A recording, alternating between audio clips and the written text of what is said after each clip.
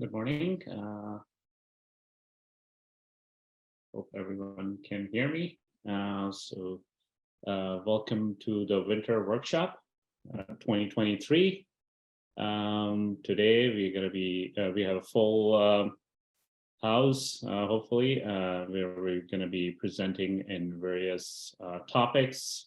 Is there an agenda? Kelly, if you can put that up, we can go over that. Yes, so first, some housekeeping. We have a Q&A button if you see on your WebEx, Zoom. If you want to type any questions, we can answer those accordingly. If you're not able to answer those, we will, we can reach out to you via email. So this session is being recorded. They'll be posted. Recording will be posted, and presentations will basically be posted to our information security website in 1 to 2 weeks. As I mentioned, Q&A to communicate with presenters and the moderators. Please use this feature found in the setting bar. You will not have access to your microphone or camera during this main presentation. There will be multiple breaks throughout the webinar. Please do not leave the Zoom application during the break. And we have tech support available. And if you like, you can email them at conferences@foundation.org. We also have closed captioning available, tab to read a live caption in the Zoom control panel. If you can go back to the agenda. Yeah, so first we will spend a few minutes today introducing myself and Jennifer, followed by security operation and analysis presentation by me. And then the next presenter, then we'll take a 10 minutes break, followed by Larry Suto, who will be talking about threat hunting.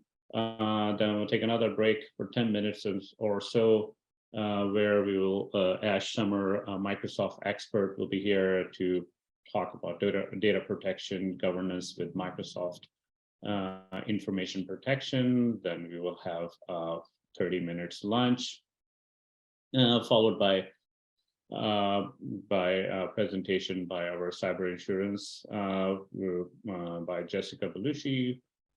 She will go into the best practices of cyber insurance. Then we have another break for 10 minutes, followed by Omar Osmani, who will be talking about ransomware. And our last presenter for today, it will be Dan Rojas, who will be talking about DMARC. So this is the agenda for today. If you have any questions, please contact us, and we'll be glad to help you. With no further ado, I would like to welcome Jennifer Coleman, who is our director at the Tech Center. Jennifer. Good morning, everyone. Thank you so much for taking the time today to attend our winter security workshop. And as many of you know, we do this twice a year. So there are no shortages of topics within the security realm. One of the things that I want to start off doing is introducing our new Technology Center CTO, Julia Arregui. Julia hails from Sierra College initially and has only been with us for 2.5 weeks now, but she's digging in and is an additional resource on a team that has grown to support all of you at the colleges around cyber security and related topics. So I'm excited that we have partners here presenting today. We are working diligently to make sure that the colleges have the resources that they need around security, and specifically the Chancellor's Office and the memos that have come out around the additional dollars that have been provided in this year's budget. We are working with the Chancellor's Office TAP team to stand up a security operations center. We've got a partnership with Keenan and Jessica, who will be presenting later today, to try and make sure that we're aligning to cyber insurance best practices.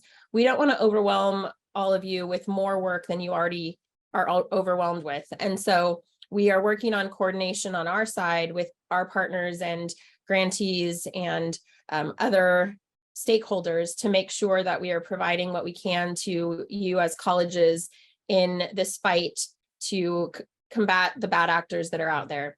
So your participation today is key in disseminating current and consistent information so that everyone's playing from the same playbook.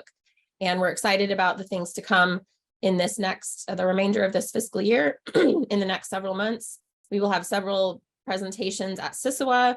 There will be opportunities to meet with our team and hear more about the work that's going on. And so I know you will get great information from the sessions today. And I thank you again for your time on behalf of the Technology Center as we work to build out the maturity of our software products and services for the benefit of you, our college customers, and ultimately our students. So thank you all for being here today.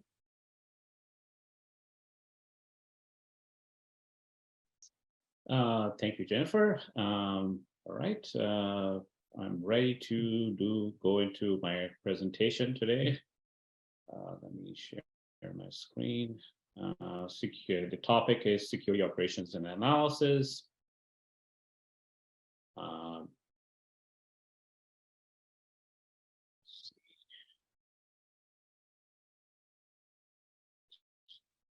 right, so everybody can see my screen, hopefully.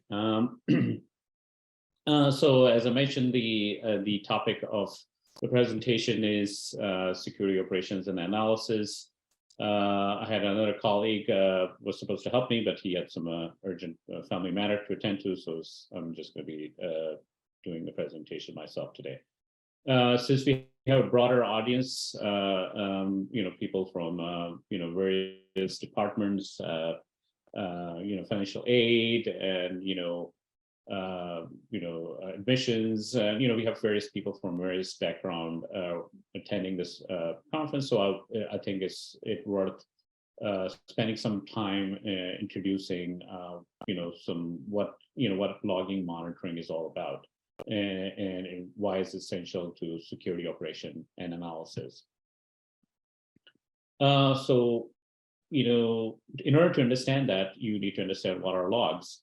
So logs are basically raw data that is produced by systems application that we use today. So the logs basically reveal information about the system, activity, health, and functionality of a given system. They provide our reports, information such as timestamps on events that are generated by the system. They're logged, which tells you the origin, the timing, and what is what's really happening within the system. And these can be used to basically debug, identify issue, be used to identify breaches, and and various things. It's very important to understand overall health of the system and your network infrastructure, and these logs also go into security issues that security is usually interested in. So here's an example of Splunk logs. That is the software we used to aggregate logs, and I will go into what that means. This is what it looks like, and usually. So what is log aggregation that you may have? So log aggregation is very important as your organization grows. It becomes harder and harder to manage log and sustain them, and you may suffer from if you don't manage them properly. You will have log fatigue and may not be able to address them in a meaningful manner. So log aggregation basically helps you simplify the use and manage them effectively, so you don't spend too much time looking into mountains of data. So you have to gather them from all sources into a centralized location. That's log aggregation, and this this reduces time spent and improves efficiency. And then there's obviously various log aggregation methods that you have to use. That collects syslogs, for example, collects data through standard logging protocols from multiple sources. This is one way of log aggregating. The other way you can do it is event streaming, which collects the log from the network devices or application, or log collectors, where you basically collect the logs in the real time through a third-party tool, or you directly access the device to collect certain logs. So there's various methods of doing this. Here you can see as an example of how a log may look like once you collect them or when you view them. So they're basically, on the way, the screen on the top is a syslog from Ubuntu, where you can see, it looks at IP addresses and different type of stuff.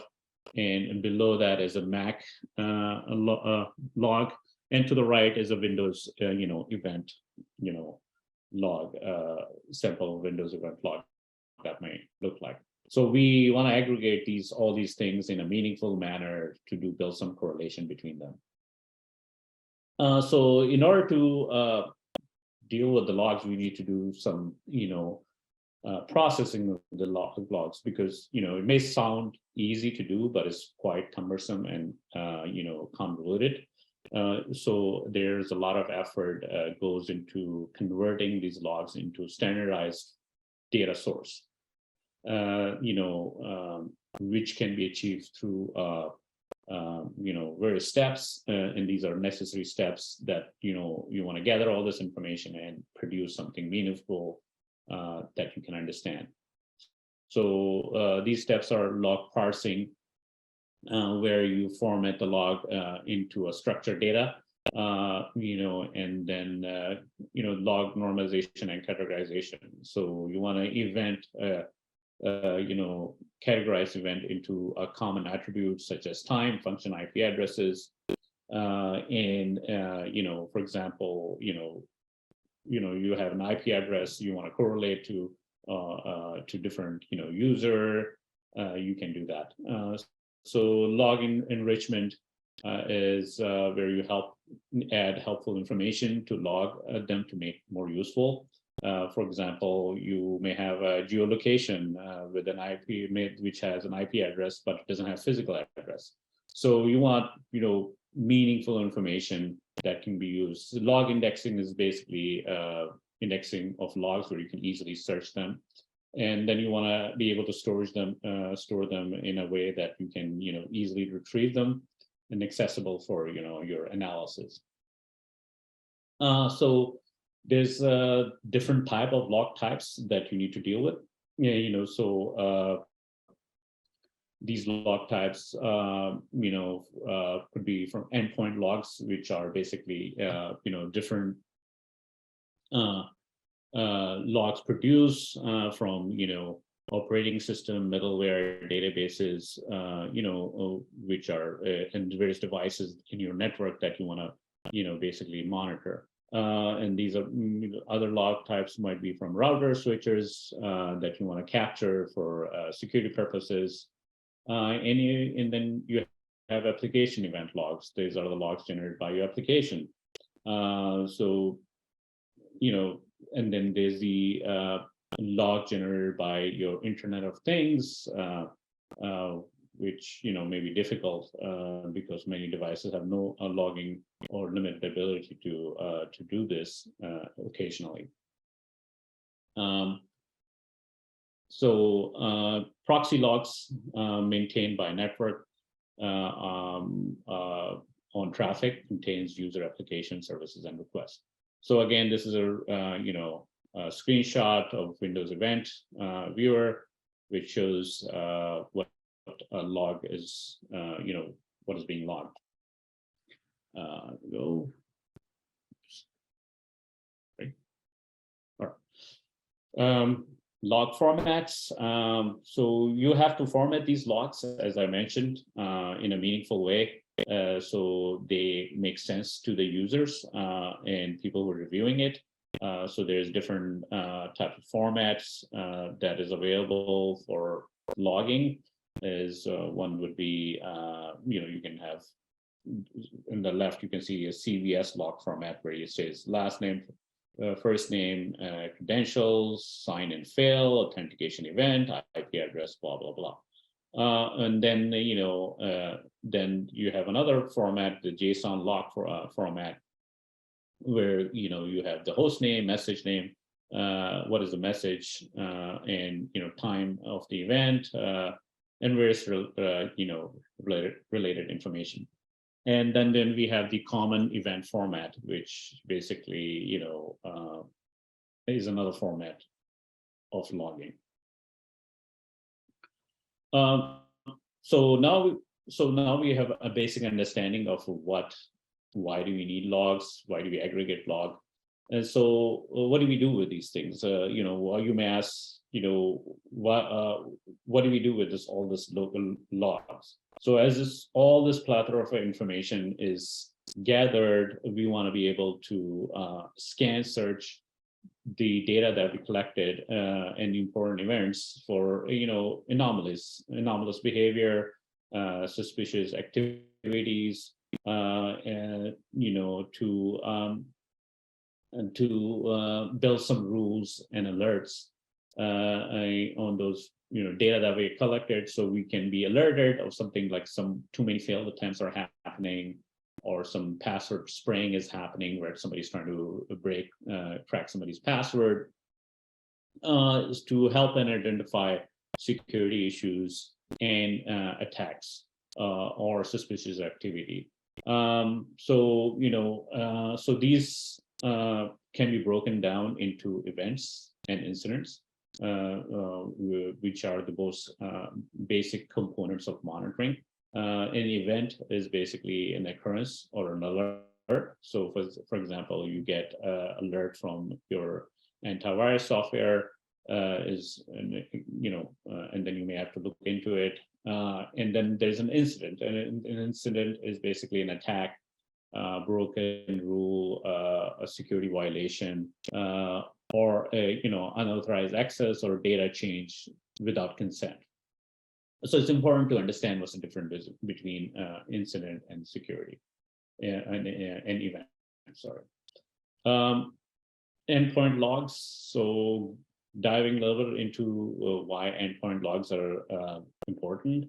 As endpoints are very precious, and they are basically a major target for attackers today. Using endpoints, the malicious actors can gain access to your environment, and creates which can lead into breaches, leakage, protection, ransomware.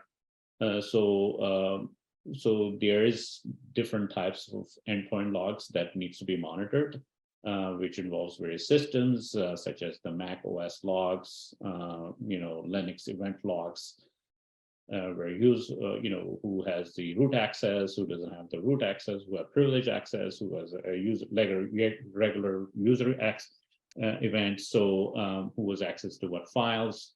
Windows event logs, failed attempts, password spraying, traffic coming from suspicious IPs from outside California, for example, or outside the country. Windows event security logs. So all these logs are very important when it comes to endpoint. So these are some more description into Mac OS, how it logs by default, what's turned on or not. As I mentioned, Linux logs involves recording a timeline of events which occurs on the operating system and its application, in which which basically logs kernel system events, package managers, different types of activity, boot processing, and other common services used in the Linux environment. The Windows OS is similar. It captures application system and hardware events. These can be viewed through the event viewers. This contains specified information by the user using system audit policy. What is logged? Startup program, when you start services, error, system processes, system events, file access, policy changes, privilege access, logon, directory service access, account logon, account management. So a whole bunch of things that you may not think it's there is already there, is being logged. If it's configured properly, it will be logged, and then you have to do correlation between them.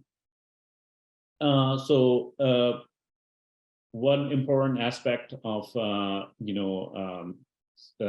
logging is Windows System Services, SysMon, that monitors all the system activity to the Windows Event Viewer. So it's basically, you can think of SysMon as a sensor, basically, which monitors logs which are critical to the system. So basically looks into the detail information into processes creation with full command line from both current and parent processes. It looks at the process ID in each event to allow correlation with the reuse of the process ID, and it also can do correlation with log and process session. So basically, you want to see within your system what processes are malicious, which are not malicious, excuse me. And if you, for example, if your drivers are loading some DLLs, signatures, and hashes, you want to be able to see if your kernel drivers are pretty, is not being maliciously used, because once you have access to kernel, you have full access and you can do a lot of damage.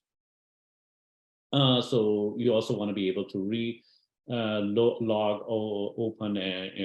opening and reading of disks and volumes.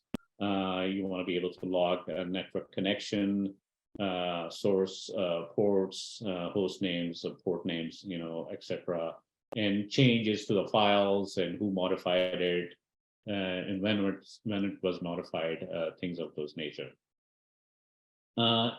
Here you can see an example of a system event, SysMon event capture, where you can see this is a registry, where you can see maybe something is trying to access a process, or maybe malware is trying to access another process that is already running.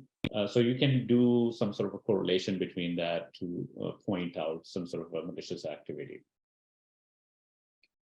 All right, so what is SIM?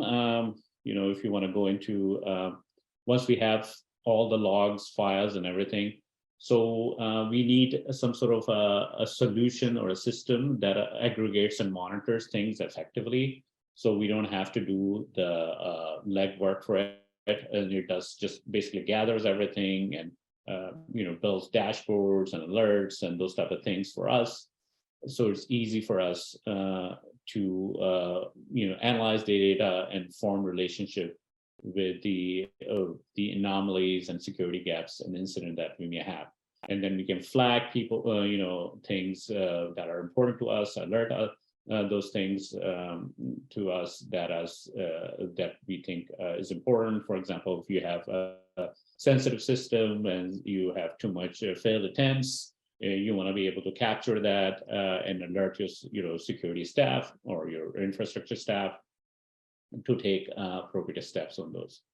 So, the SIMs, they use two techniques to generate alerts from logs, which is basically correlation of data and vulnerability and risk management. Basically, they tried different type of data elements together to say it come up with, if some traffic is coming from outside the country, and is trying to access certain system that is, like critical to your environment, why they're doing it, what is their method, and you just basically look into those things and be able to effectively manage those alerts, and things are firing your security rules.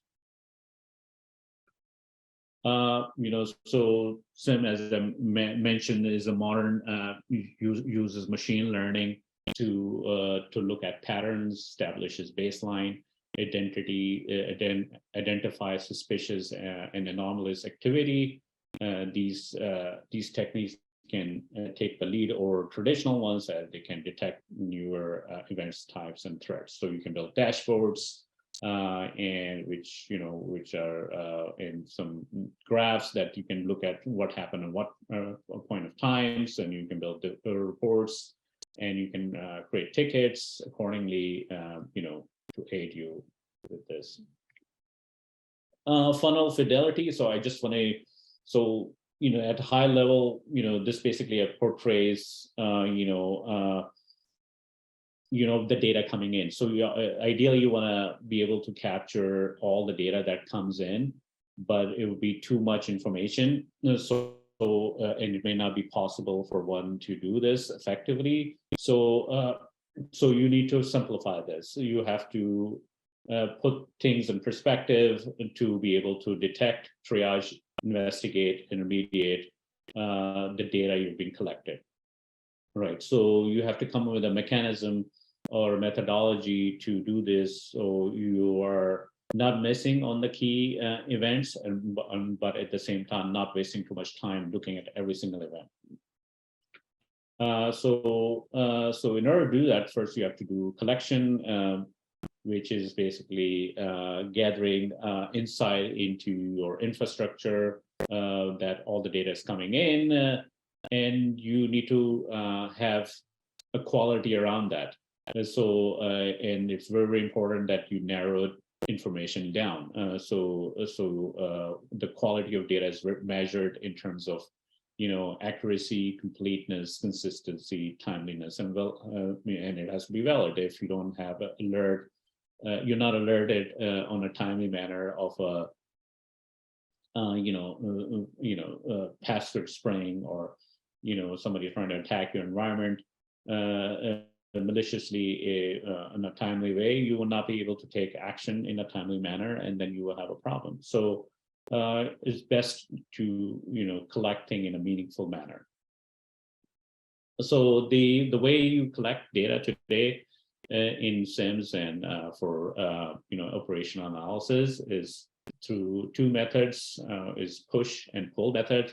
The push is basically a software, basically is done through where you have a software on the endpoints, where you a utility where which collects the data and forwards it to a centralized system for aggregation of the data, and then you can have a dashboard to view those events in a easy to read format. Pull is you can query the endpoint at the time of collection of data. Basically, you're just gathering information. It's not permanently installed as needed, but you're just querying the data from an endpoint. And these many threat strategies today involve push and pull. Both combination of both methodologies. It's not just one methodology. So once you collect the data, what's the next phase? The next phase is you have centralized the data. Now you have to build detection, right? So you have all this information, failed attempts, successful attempts, IP addresses, firewall data, switches data. So, you need to be able to detect what is anomalous and malicious in nature. So instead of, detecting, a method or tool. So for example, so if you have, if you're detecting something is accessing your SolarWind.txt, instead of just looking, at the processes that are accessing, you have to come up with a method how this is being accessed, right? So you build a effective mechanism to deal with that. You want to be able to reduce the noise in the data to produce actionable alerts. And then you go to the next phase. Once you collect, detect, and then you go to the next phase. And the next phase is triage. Triage is basically addresses the questions that is this data benign or malicious, and consumption of alerts from your collections phase and detection phase. You may require additional data elements or data sources to come to these conclusions. When they do three conclusions are benign, suspicious, and malicious. So benign means known to be good. Tune and you do tune detection accordingly, and suspicious means known to be neither good nor bad. And then you pass this to for further investigation. Malicious basically means is known to be bad, and you pass the response, pass this to your response phase. So once you've done that, if something warrants investigation, you gather additional detail. You may have to do a forensic analysis of the data you collected. You may have to do some memory dumps to analyze what happened, what malicious process were there, and what was accessing what. You may have to analyze a malware, and that was moving from one system to another. And you may have to gather some network traffic to analyze different type of stuff, and you may need to examine, investigate what files were being corrupted and being damaged during this attack. So so you need to determine if the event constitutes a security incident or requires a response in the next phase. So when you do that, you have to come to remediation phase, where you determine something led to an incident, that somebody was able to leak some information, or it was able to do something malicious in nature, were successful at it. So you categorize the incident, and then you examine how many systems were involved, and then you try to study the impact of the systems, overall and individually within the systems.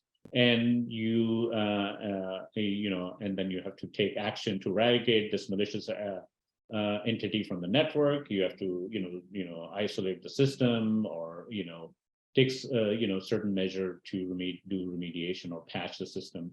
And once you do this, also, you have to document all these things, obviously, for future reference in case this happens again. You'll be able to deal with this effectively.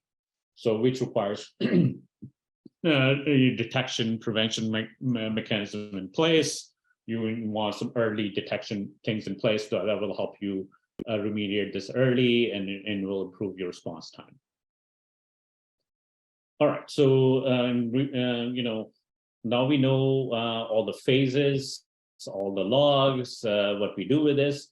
Now we go into something called threat hunting. So threat hunting is basically actively searching for malicious activity in your environment that has evaded current defenses. So you may have, things that are happening that you're aware of, but sometimes things will get through that you haven't built rules for, or something new in nature. So you have to have this assumed breach mentality where you're always prepared, right? And then you're focused on post-exploitation risk mitigation, where you're mainly focusing on on prevention and detecting the initial attack. So basically, you want to be able to think of this as, how do I prevent something before happening? And then I'm actively looking for something that may cause something bad. So which requires, things at antivirus level, you may have intrusion detection, preventions. And as I said, the end goal is to stop the attacker before they achieve their objective. Threat hunting, you can think of the threat hunting as traditional security versus threat hunting. Like if you've seen a security guard sitting on the desk and he has access to multiple screens, he can only see who's entering from the front door and all those screens he has access to. But threat hunting is sort of a thing that is like a roving security guard, which actively goes outside, look in the rooms, look for suspicious activity, and he's actively looking for threats rather than just sitting in one place and expecting things to catch bad things. In order to do this, you need to, there's some techniques you need to use to perform threat hunting, where to start, what techniques to use, or you may need to adopt multiple campaigns that can assist you with the threat huntings to catch back, actors or bad actions. So data-driven threat hunting campaign basically means that you have all this information, and basically you're using that information to hypothesize data observation. And you will use Windows event IDs being logged in your environment, and you will try to correlate data to come up with what this threat may potentially do to your environment.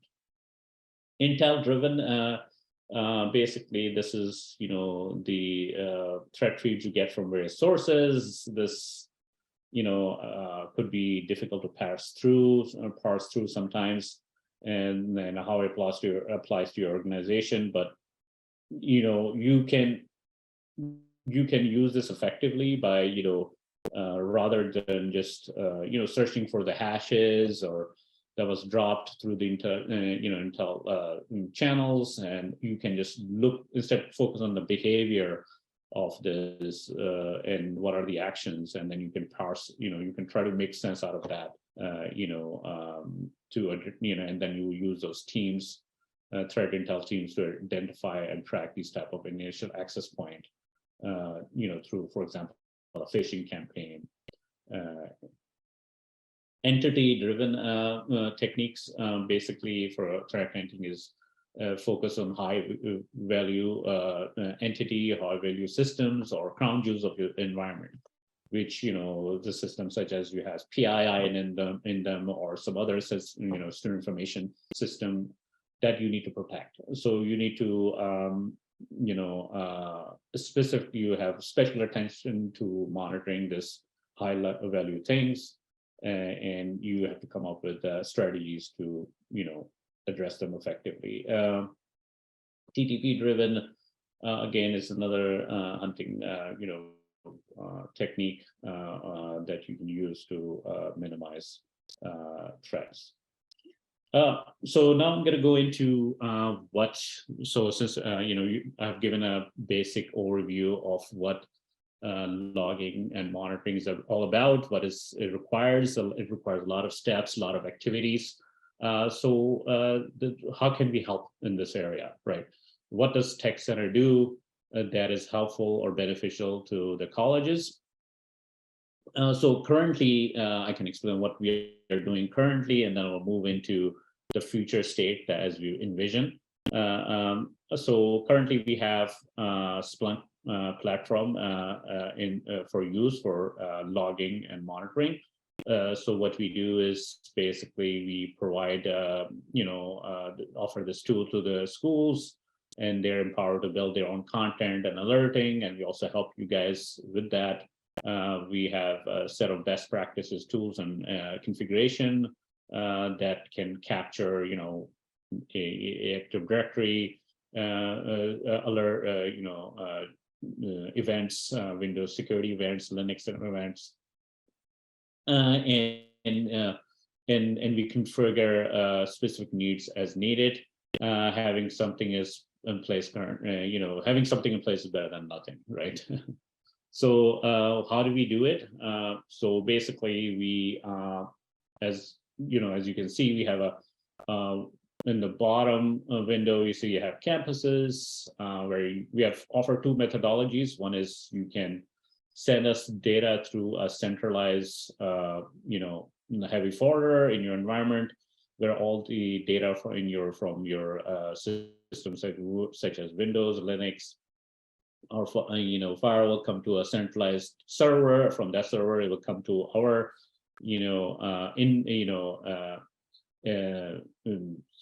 indexers, where we will do the data parsing, data massaging, to be able to present to the security events in a meaningful manner through a search head. The other way is also we can directly pull data from your local agents through Cribble infrastructure. So currently we offer 20 GB of data ingestion, where you can send all these related security events from Windows, Linux, firewall and stuff like that. These are quick, easy, and we have standard configuration available to achieve those. By doing time, seems like good. What is Splunk? So why do we use a Splunk platform? Is because is a platform enables to collect data from anywhere, and it's easy to search and analyze through schema building. So what we do is we build individual schemas for each school. So each school have their own unique set of data. Nobody else can access it except them, and we have security around that. And so you don't have to worry about anything. It's predefined and pre-configured for you, so you can easily view those data elements. It's highly rapid delivery, real time insight into your infrastructure, and that then you can also build dashboard. We also have some custom dashboards available for use. So Splunk, as I mentioned, is a machine learning. You can quickly analyze things. It has apps, and designed to be able to consume any type of data from any machine. So it helps you effectively do these things instead of have a convoluted scheme of things. You just simplify things for you. So and it also helps you do end-to-end integration of various tools, and it cuts through your silos, and is a minimum effort from your part. You don't have to do much effort. There's a lot of things that are automated. So a key challenge people having are being able to analyze things and how to figure out to ingest data. Where do you start? All data is relevant to ensure that your college mission success is successful and support your priorities. So this means you can decide to what you want to ingest with limited burden. excuse me. So, Splunk can help you rapidly do rapid time value and within minutes. It has many tools and services, and we have. Sorry, I'm going backwards. All right. So the so as you can see, Splunk has many apps available that you can just quickly deploy and out of the box, and you can capture things. And it makes your life much easier and simpler. It has all the dashboards, InfoSec apps available, Security Essential available, Office 365 apps available, CS Control apps available, MITRE, heat map. So a lot of things are out of the box already available that you can easily utilize to address your security needs. So I'm going to end with this final thoughts here in my final slide. What is the future of our Splunk offering in logging and monitoring? So we are working currently with our Chancellor's Office security team and our and the TAP team to bring a comprehensive solution to the table, where we will be, looking to offer 24/7 monitoring for the colleges for their security, events. So we're trying to build a security operations center. This is currently in flight. You may have seen a memo that came out from the Chancellor's Office, from our Vice Chancellor, indicating this is currently being developed and looked at. So what we will be doing in this is we will potentially looking into automating and bringing more tools for security operations centers, for example, integrating it with a SOAR security orchestration automation tool. You can think of this tool as something you can easily manage your alerts, and you can know what is high, medium, low, and you can categorize them, and you can monitor them, and you can have a historical in terms of remediation. You can track them effectively and do orchestration around them for the future use and visibility into your environments. So we want to further enhance automation analytics with machine learning. So we want to maybe look into Splunk Enterprise Security Suite, which does a lot of automation. It helps you build rules that are more commonly used, and are more known to as threats, and enhance the 27 monitoring and alerting for the colleges.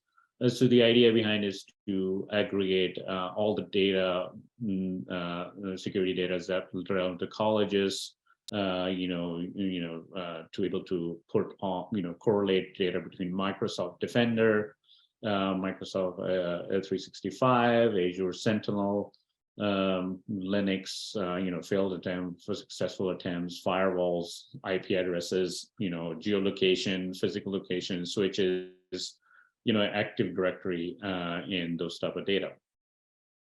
And all these require some sort of a threat behavior analysis and automation.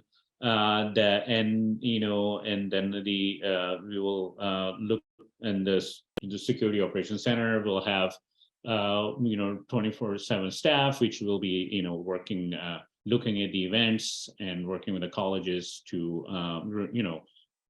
help them remediate and fix those security issues.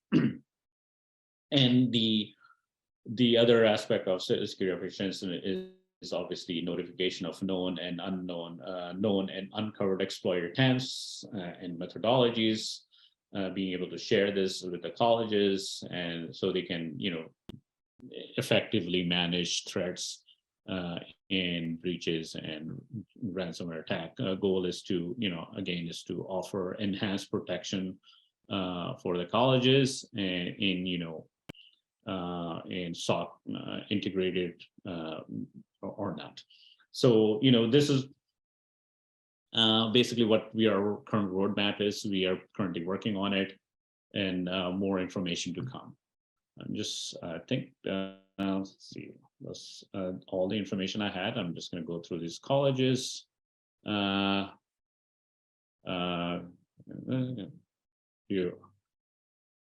Yes, yes.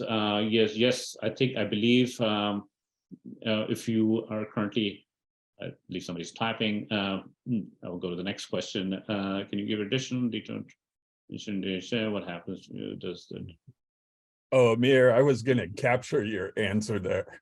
Oh, okay. For the first one, I see it saw me typing and stopped. So go ahead and I'll type in the answers for later. Sure. Thank you very much. I appreciate it. Oh, okay. Yes, absolutely. You can move the things over to us. Once we are once we have finalized our security operation offering, I believe there is opportunity for you to do that. And the next question is, well, so we have, we have 90 days. So hot, warm, hot, cold, warm strategy for the data. So the older data get archived. So I can, share more information on that via email. If you, send me an email, Jared, and I'll give you more details about that. And let's see, in initial traffic application or server performance. Oh, performance. So you were asking about the operation logs, and Brickman. I'm sorry.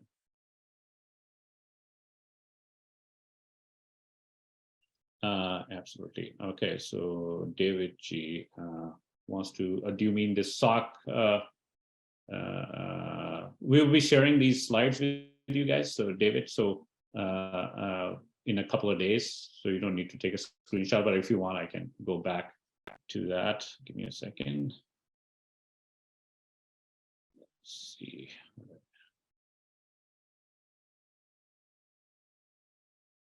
Oops, I don't know why it went dark here. Let's see. I'm aware of what logs in this or it looks like. Second, I don't know. I'm going to stop sharing for a moment and just read these questions. Apologize. Looks. Okay, so I think we are almost at the end here. So I can answer these questions via email or respond to you guys if you guys provide me your email addresses via chat. Mr. Sandoval can capture it and I will send you my replies. I think we are out of time here. I just want to go for a break here for 10 minutes and regroup after at 10:05, sorry, with introduction to threat hunting, which was I basically talked about what threat hunting is, and Larry Suto will go into details of threat hunting. Thank you very much for attending this part.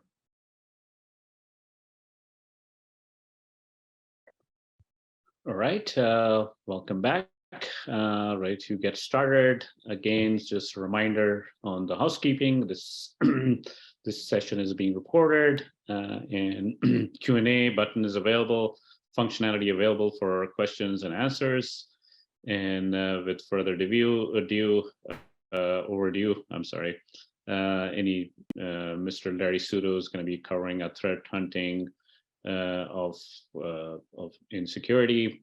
He's an expert in security, a security architect, and he's been doing pen testing and understanding college postures and remediations and various efforts regarding security operations and analysis. Go ahead, Larry. Can you hear me? Yes, we can. Okay, great. Okay, I know Amir touched on this in his previous presentation, but I'm going to go into a pretty thorough introduction of threat hunting. And it's something that as the roll out the SOC, this is something that's going to be available to the colleges. So also some of you be more mature and may be interested in doing some of this yourself. So we're going to go into it, and a lot of times threat hunting is confused with different types of security testing, but it's a very specific type of security testing, and we'll go into that. So here we go. So what is threat hunting?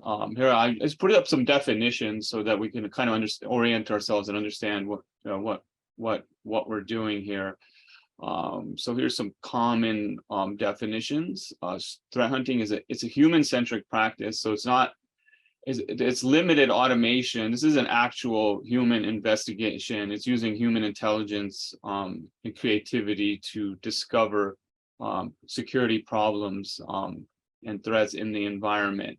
It's a focused approach to uncover threats, and this generally takes place to discover issues as to why detections didn't work. Like SOC, your whole entire infrastructure was encrypted, but the SOC didn't even see a single event. So how did that happen? That's kind of what threat hunting's job is, to figure out what happened in reality and why did you miss those events? Why was the security inadequate? It's proactive effort for searching for signs of malicious activity in IT infrastructure, both current and historical. So threat hunting doesn't have to look for a current issue. We can go back in time and look at data in the environment to see if was there evidence of some activity in the past that may have evaded security defenses. As we said, it takes place to discover evidence of actions of an adversary threatening organization. And then, so another thing that's important to understand is this concept of a cyber kill chain, which is actually the way attackers think when they target organizations, and it's very specific. And as part of threat hunting, when you're looking for sort of indications that certain types of suspicious activity has occurred in the environment, you want to keep in mind cyber kill chain, so you can actually structure your search and look for specific types of events in that cyber kill chain. So here, so we'll get into the cyber kill chain momentarily. So here's where I want to put this slide in so we can clear up some things about what threat hunting is not. Right. So this is a time set. A lot of these security procedures and processes get all convoluted and mixed up. And there's the SOC, there's monitoring, there's detection, there's pen testing. So I just wanted to very much focus as to what threat hunting is with this slide. It's not pen testing, it's not red teaming, it's not purple teaming. But threat hunting activities could lead to insights as to where to perform pen testing. So if you go through a threat hunt and you discover some things that are missing in your environment, you can, if you have your next pen test, you could say, well, we feel we're weak here. Let's focus on trying to do pen testing in this area. It's not just searching for IOCs, like willy-nilly searching for events. It's actually more structured than that. It's more thinking about a specific type of attack, specific type of compromise. And then there's other types of indicators, like everybody focuses on indicators of compromise, right? So was there a file in this location that can be attributed to some type of ransomware?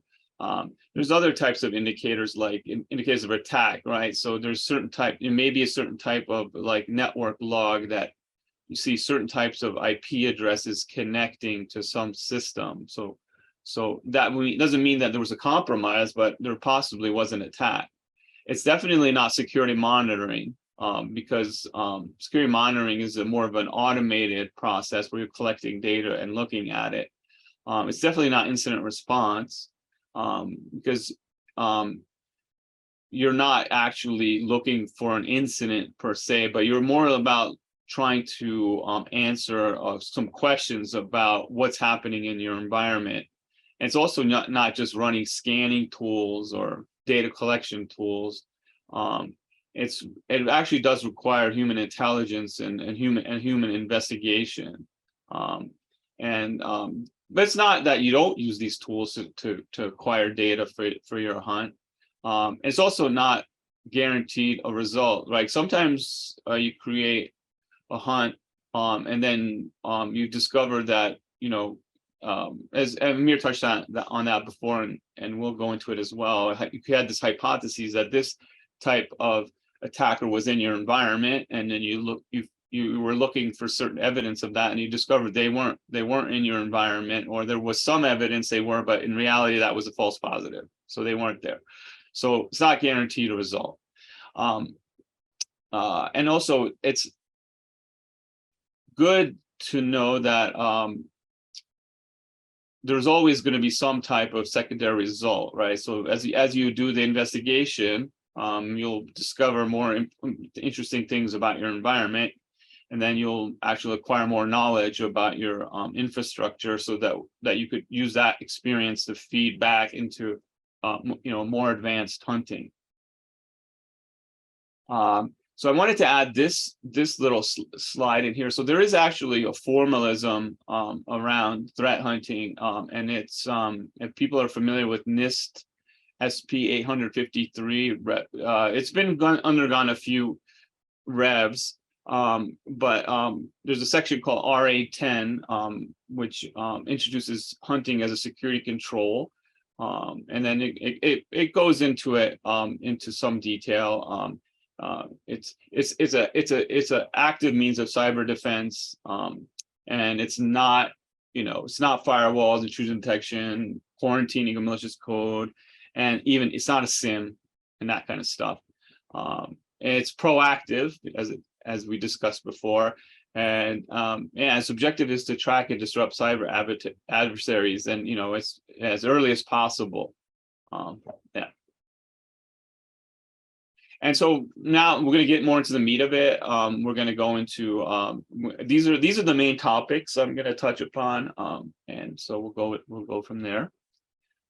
So what is a cyber kill chain? Cyber kill chain is the stage that adversaries go through to achieve the final objectives. And then this is when an attack is planned and executed. This is basically these are the steps that the attackers actually go through: the reconnaissance, the weaponization, the delivery, exploitation, installation, and command and control. And then the actions on objective. I'll describe that in a little more detail here. So here's a little bit of a graph of that flow. So reconnaissance is doing analysis of, usually using open source intelligence to discover information about your organization. How does it work? What kind of assets it might have? What kind of defenses? Who's important? What are the weak links of attack? Then weaponization, which is creating the malware or the attack, tooling to get into the organization. The delivery, that's basically how is the weapon, the attack tooling going to be delivered into the organization. Phishing is like a common way. Open, unprotected endpoints on the organization perimeter, weak links in the supply chain. Those are different delivery mechanisms. Then exploitation, the actual detonation of the payload or the attack mechanism. Then installation and footholding of the attacker, so get more of a permanent, hard to remove position. Command and control, that's so they can remotely operate the tooling and malware remotely. And then actions on objective, which is what are they after? So actions on objective, just a quick thing on that is the attacker fulfills objective of attack, and target data is located and exfiltrated. Victim files are encrypted in the case of ransomware. So that's their objective. And then if they go, that's where you don't want to be. You don't want to be in a position where the attacker fulfills their objective.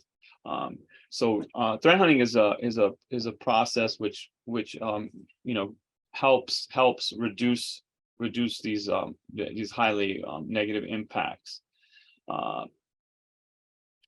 So basically, some definitions in the threat hunting process. We talked about that a little bit earlier. Threat hunting is a human-centric approach to uncover threats that evaded detections. It generally starts off with a hypothesis. It's a proposition that's consistent with known data, but has neither been verified nor shown to be false. So basically, that's formulating what you're hunting. Like, what is the scenario? Is this APT group in my environment? Did somebody install, get access to my student information system? And are they removing data but we're not aware of it? Situational awareness. This is pretty critical in general for security.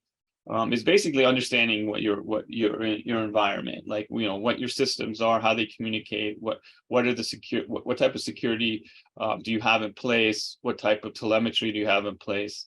And then the threat actor is a person or group, an organization that is performing like the attack or malicious activity. So there's some tooling that threat hunters rely on to execute their attack. To research. So there's the events from the systems that Amir touched on this a little bit in his talk about logging and monitoring. But there's a very common nowadays to have an EDR, which is an endpoint detection and response tooling, which is an agent that sits on an endpoint that collects data and observes the activity on the system. And then an example of that is at Microsoft Defender for Endpoint, which we are going to use heavily in the near-term future as part of the whole SOC infrastructure. And then some colleges are already running it. Then there's another type of EDR which is also popular, CrowdStrike. As a SOC, we're going to be agnostic to that. But the excellent sources of events, a lot of times people don't take advantage of it or don't monitor the events properly. But the nice thing is there's a lot of telemetry data that has been collected, so it can be used for threat hunting. Sysmon is something that is sort of like a free open source EDR that's very popular in the industry. Velociraptor is a sort of an incident response tool, but it's great for doing investigations and looking for certain types of IOCs and events on endpoints. So this is something we'll probably leverage a lot in threat hunting. And then there's the other types of telemetry out there like NetFlow logs, which is very important for understanding sort of the network traffic within the organization, especially like some type of post-exploit situation. Then the data stores, this is kind of where data collection is aggregated. So a lot of times in threat hunting, this is where you look for evidence of certain types of events in the hypotheses of the threat hunt. And then analytics is sort of searching the data store, the SIM, for events. And then some of this can be automated. So if you're looking for a lot of events, or you're looking for patterns of events as part of the threat hunt, then you can do some analytic automation, and this is something we're planning on leveraging as well. So when you start the threat hunt, you can develop a hypothesis. So it's like, what am I looking for? What's the situation? It's a proposition. It's consistent with known data, but has been neither verified nor shown to be false. So you don't know actually if this APT group has been operating in your environment. But you don't know whether they are or they're not. So you want to find some evidence that this APT group or this particular attack actually has a presence in your environment. And so based on that hypothesis, you build up a threat scenario and what you're looking for. A threat scenario considers a known threat actor that's relevant to your environment. And then there's other types of threat scenarios that where you don't even know what the attacker is, but there's a specific type of malicious activity that you're trying to see if you can find evidence of. And so there's this concept called a threat hunt play, which is basically sort of when you put together the threat hunt, you kind of describe, you know, your hypotheses and what you're looking for and what you're trying to prove in your hypotheses, the scope of the hunt, and then the actual. So when you're describing the activity that you're hunting for, a lot of times there'll be like security advisory out there, like about a certain type of ransomware attack or a certain type of APT campaign, or it could have been like a pen tester report or something that has a bunch of events and signatures for those events in them. And so you basically build out the threat techniques, or like what, you know, what the activity was, and then what you're looking for. And then there's references. So I put a little slide in here of what a threat hunt play looks like. And then basically that's the structure. And this is nice for documenting the threat hunt. So you could see the hypotheses, your presence of an APT threat actor, the scope. We're going to look at some AD servers or AD services, techniques and indicators. This comes from MITRE ATT&CK, and we'll go into that a little bit more in detail. And then there's there's going to be some PowerShell activity, Windows command shell activity, procedures. And you can see those are T1059. Those are specific techniques and procedures from MITRE ATT&CK. And then one more detail on the data source, where you're getting these events from. And so these generally are stored in a SIM or some type of database, wherever your firewall logs, endpoint logs are stored. And then so it talks about, you break down the procedures there, and then okay, so we talked about formalizing the hunt hypotheses. The center of structured threat hunting states whether the threats may be present in the network and how to identify them. And the hypotheses can grow and be refined over time as you kind of gain better knowledge of the environment. As your situational awareness increases, as you consume better threat intelligence, and as you hunt more, you're going to have more of an understanding of what's in your environment and what you should be looking for. So when developing the hypotheses, so there's two important factors: the relative factor, which is the hypothesis should be relevant to your environment, and you should apply situational awareness and domain expertise to drive the development and testing of hypotheses. And you should definitely be able to test the hypotheses. It should be testable, and using the data and tools available for the hunter. And then, so hunter needs access to the operating system and event. So basically, you need to have some data to be able to search for evidence of this type, the hypotheses of the attack activity you're looking for. And that's our goal down the road, is to sort of enable this and make you more, you have the tools and the training so that you could actually have a solid understanding of the environment, and we'll be here to assist you and making sure that you would do the best we can to discover things, or security problems before they get out of control. And so cyber threat intelligence, I know we just touched on that, but that's basically information collected and processed and knowledge established around cyber tests by internal and external sources to better understand and evaluate the threats that have or will are currently targeting an organization. Basically, who would attack an organization, how, and this is something we're going to be leveraging quite a bit, seeing like, in industry, like what types of attackers are attacking colleges, what techniques, also taking successful attacks and then learning from them and building better defenses. That's all about cyber threat intelligence. And then the breaking it down a bit here, this slide talks about this slide talks about threat intelligence types: strategic, tactical, operational, technical. A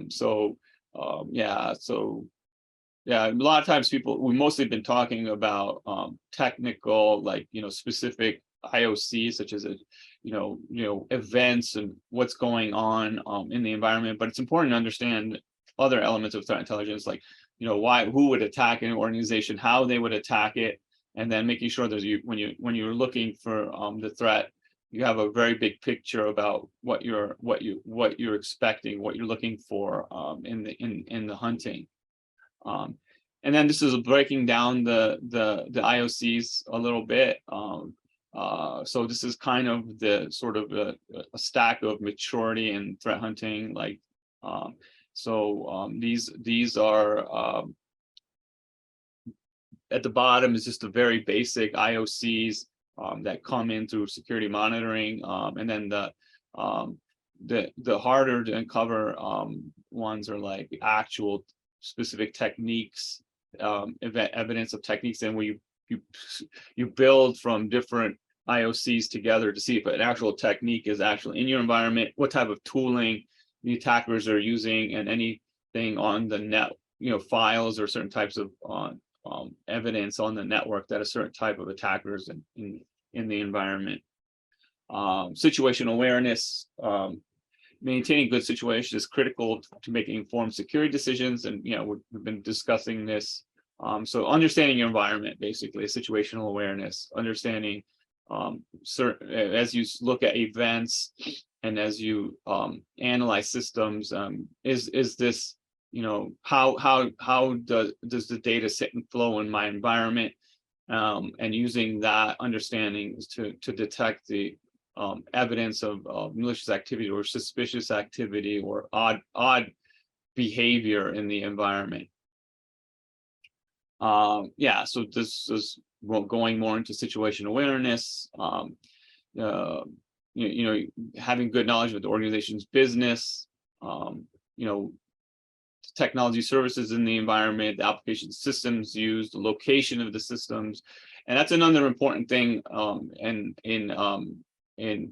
threat hunting and also security monitoring is to basically understand where your critical systems are, and it's the risk of those critical systems, and then understanding how to more effectively monitor them, and to make sure that you know when suspicious activity is occurring, and what type of security is in your environment, and then what type of logging, monitoring evidence is generated in your environment. How are you collecting it? How do you have access to it?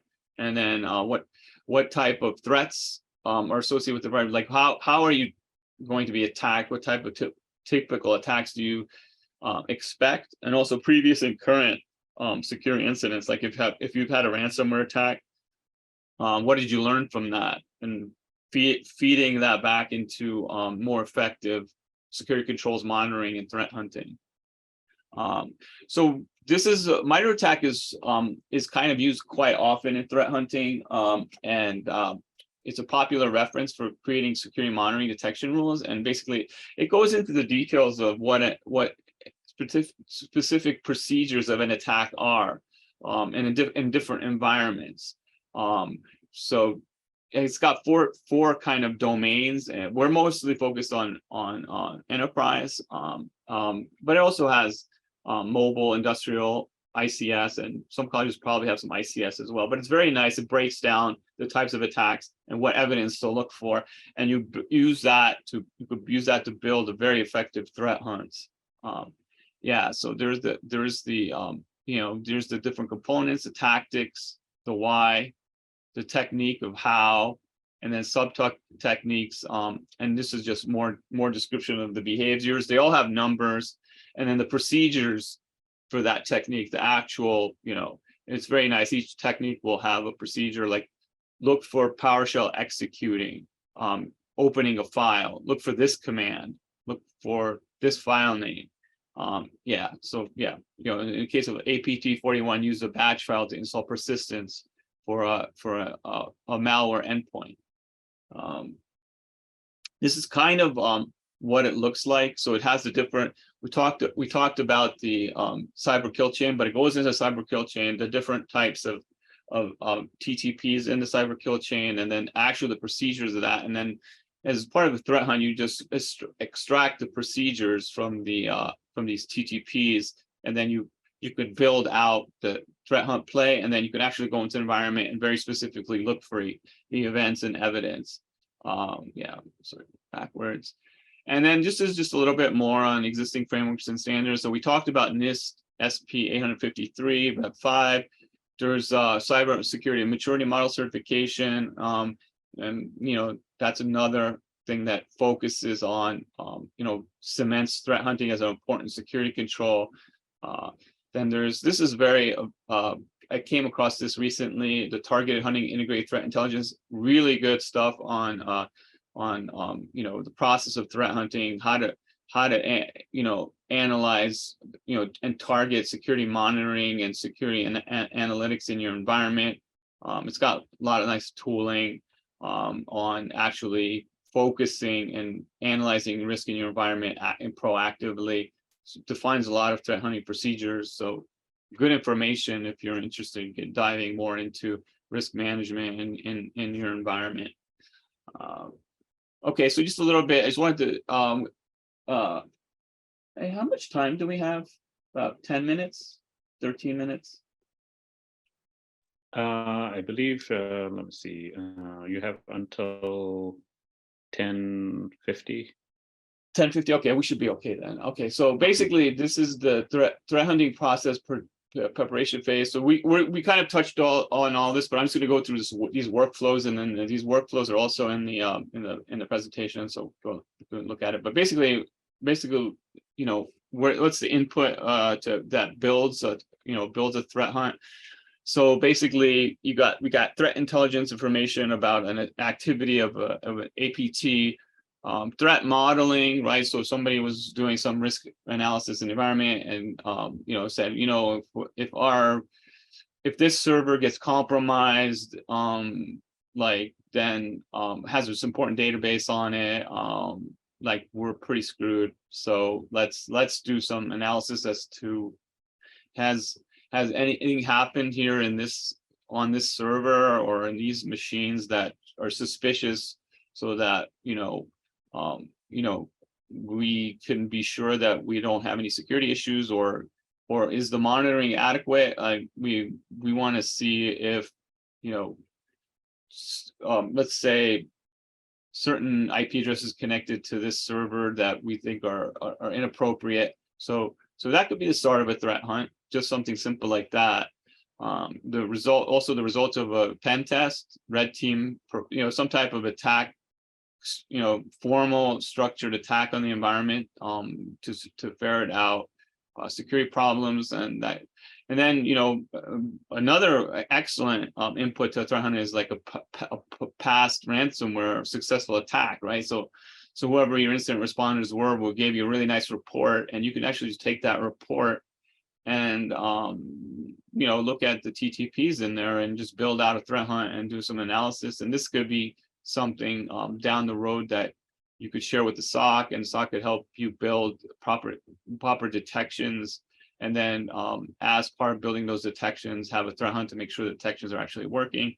So this is just a nice way to use past incidents to make things better. Then, you know, we talked about the threat hunt play. Is the threat hunt play required, or is one already exists? And then you know, building the hypotheses, making sure that we have data to support the hypothesis search, and then yeah. So this is the building up. So once you got this workflow built up, then you go into execution, and then you look for the threat in the environment. Look for those IOCs, IOAs, you know, all the you're hunting for evidence at this point. And so then did the hypothesis prove? Do you have evidence that APT 41 was in this environment? And what evidence do you have? I found this file, or I found this, you know, connection to this IP address that was definitely used by APT 41. So as you build up this evidence, you're trying to prove your hypotheses. So then, but if you don't see any evidence and of this hypothesis, then you have to update the hypotheses. So eventually you get to the point of did you prove your hypotheses? Did you have to change it significantly, or did you absolutely find no evidence of this particular hypothesis in your environment? So that's the basic execution workflow.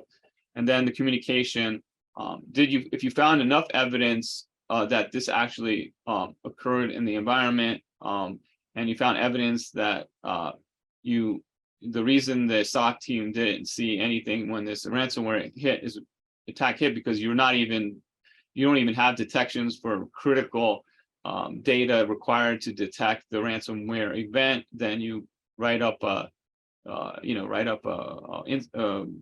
ticket and you give it to the SOC or incident response team, and then they can try to fix the detection or do further investigations to make sure all the evidence for the activity is found and all the proper detections are in place to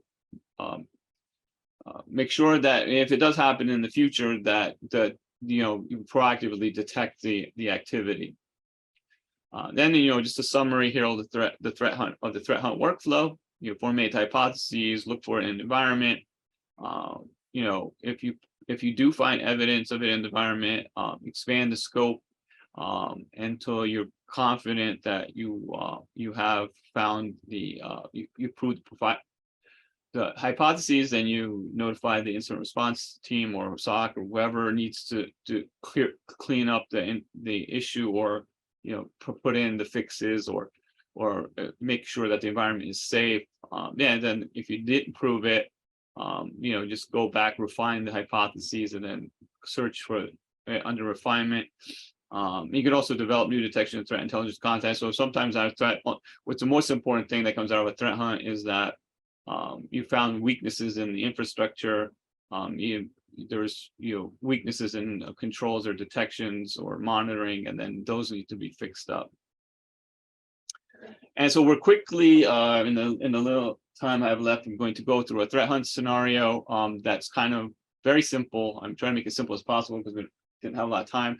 So it's a very simple. It's a red team test team, pen test team. Did a phishing attack on the environment, and they created a Microsoft Word document with a payload, suspicious payload. They attached the document to an email and they sent it to the users. Some of the users opened the document, and then the payload was executed. And then the code in the payload was designed to bypass antivirus and EDR protections for Windows 10 clients. And interestingly enough, there was no alerts, even though this document was opened by multiple people and executed a payload. No events were generated, and the SOC team to respond to. In the postmortem, the test team shared the report with the organization, and organization decided to do a threat hunt. The threat hunter was asked to uncover malicious activities that might have deployed the same techniques on other systems, evading the existing security tools. So that's kind of the background for what we're going to build the threat hunt on. So as part of the threat hunt, we're going to need to nail the TTPs and the procedures for these particular activities. So we take the MITRE attack technique T15560 spear phishing and with a malicious Word document. So that in that TTP we've got the procedure for what that looks like. Then the other procedure was command and scripting interpreter Windows command shell, spawning a Windows command shell, and then which is another TTP, and then the Microsoft Word creating a PowerShell script files that get executed, which is the other TTP, T105901. So we're looking for these particular evidence of these particular activities and procedures in the environment. So off we go.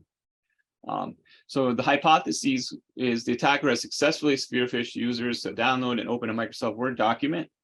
Opening the Microsoft Word document resulted in executing malicious code that allowed the attacker to compromise the end system security. So, okay, so there's our hypothesis. So, so we're looking for evidence of this.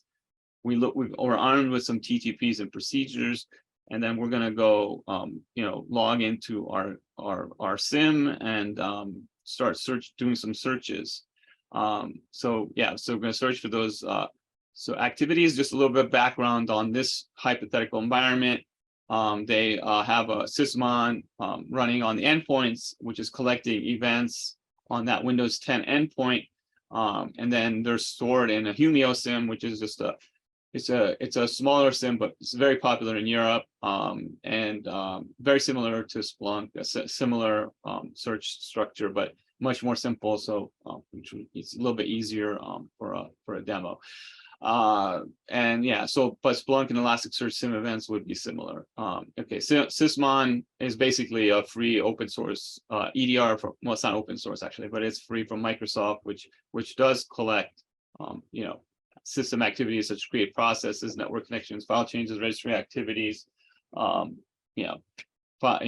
type of stuff. And then Windows Defender MD across would have similar events.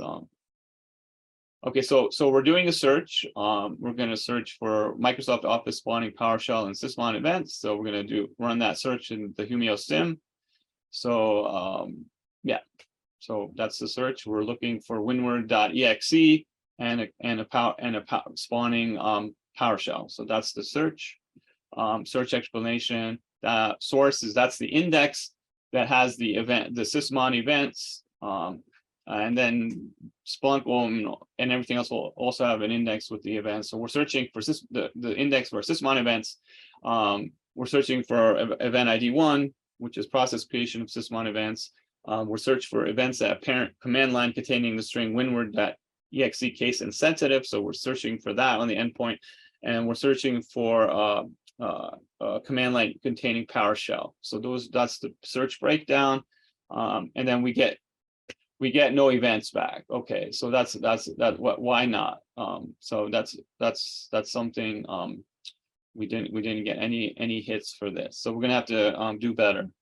So we're gonna expand the search. We're going to look for Sysmon events of event ID 1, and we're gonna look for not just Winward, exe, and PowerShell. We're also gonna look for the Windows command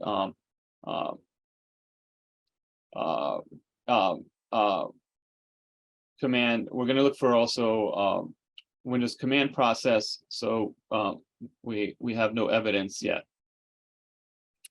Okay, so that one didn't bring back something either. So Microsoft Word did not spawn a command process. So we didn't find anything on that previous search. So let's add the third TTP from our initial search. So Microsoft Word spawning PowerShell or creating PowerShell script files. So we're going to add that to our search, right? So we're going to add Sysmon. We're going to add event ID 11, and we're going to add Winward, and we're going to add a target file name PS1.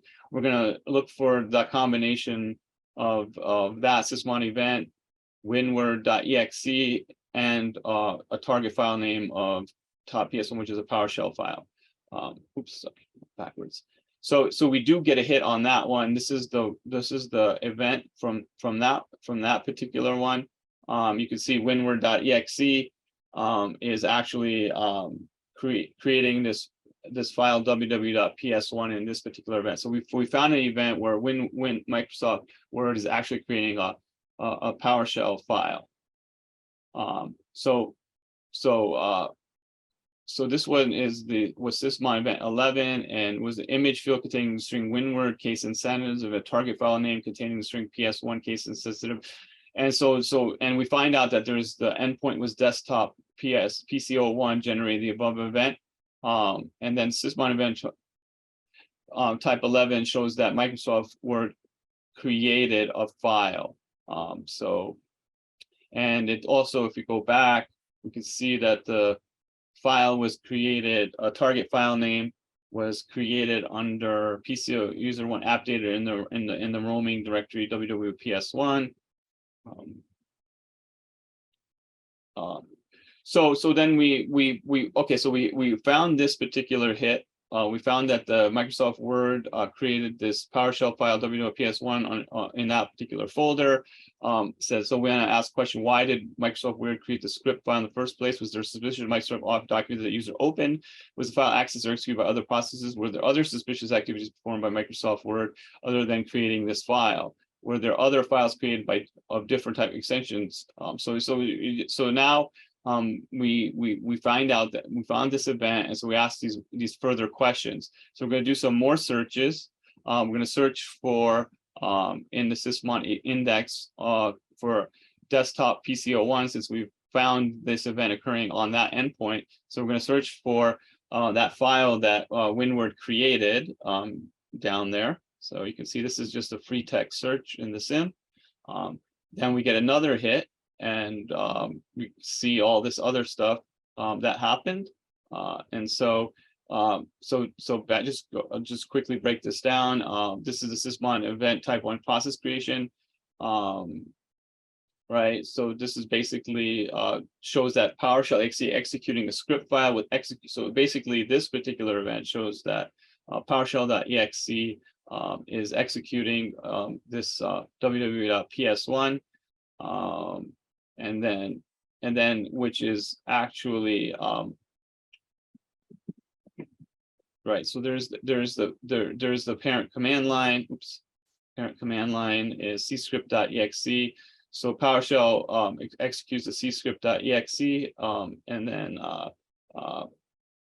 which is executing some VB script, and then the C is run with the following parameters. So the VB script is executed by CS. This is the out of the PowerShell file. The CS script process is running, then it's executing the VB script, and so basically the above way is a way to run a VB script within a batch file, and then that batch file was, as you can see in the www.text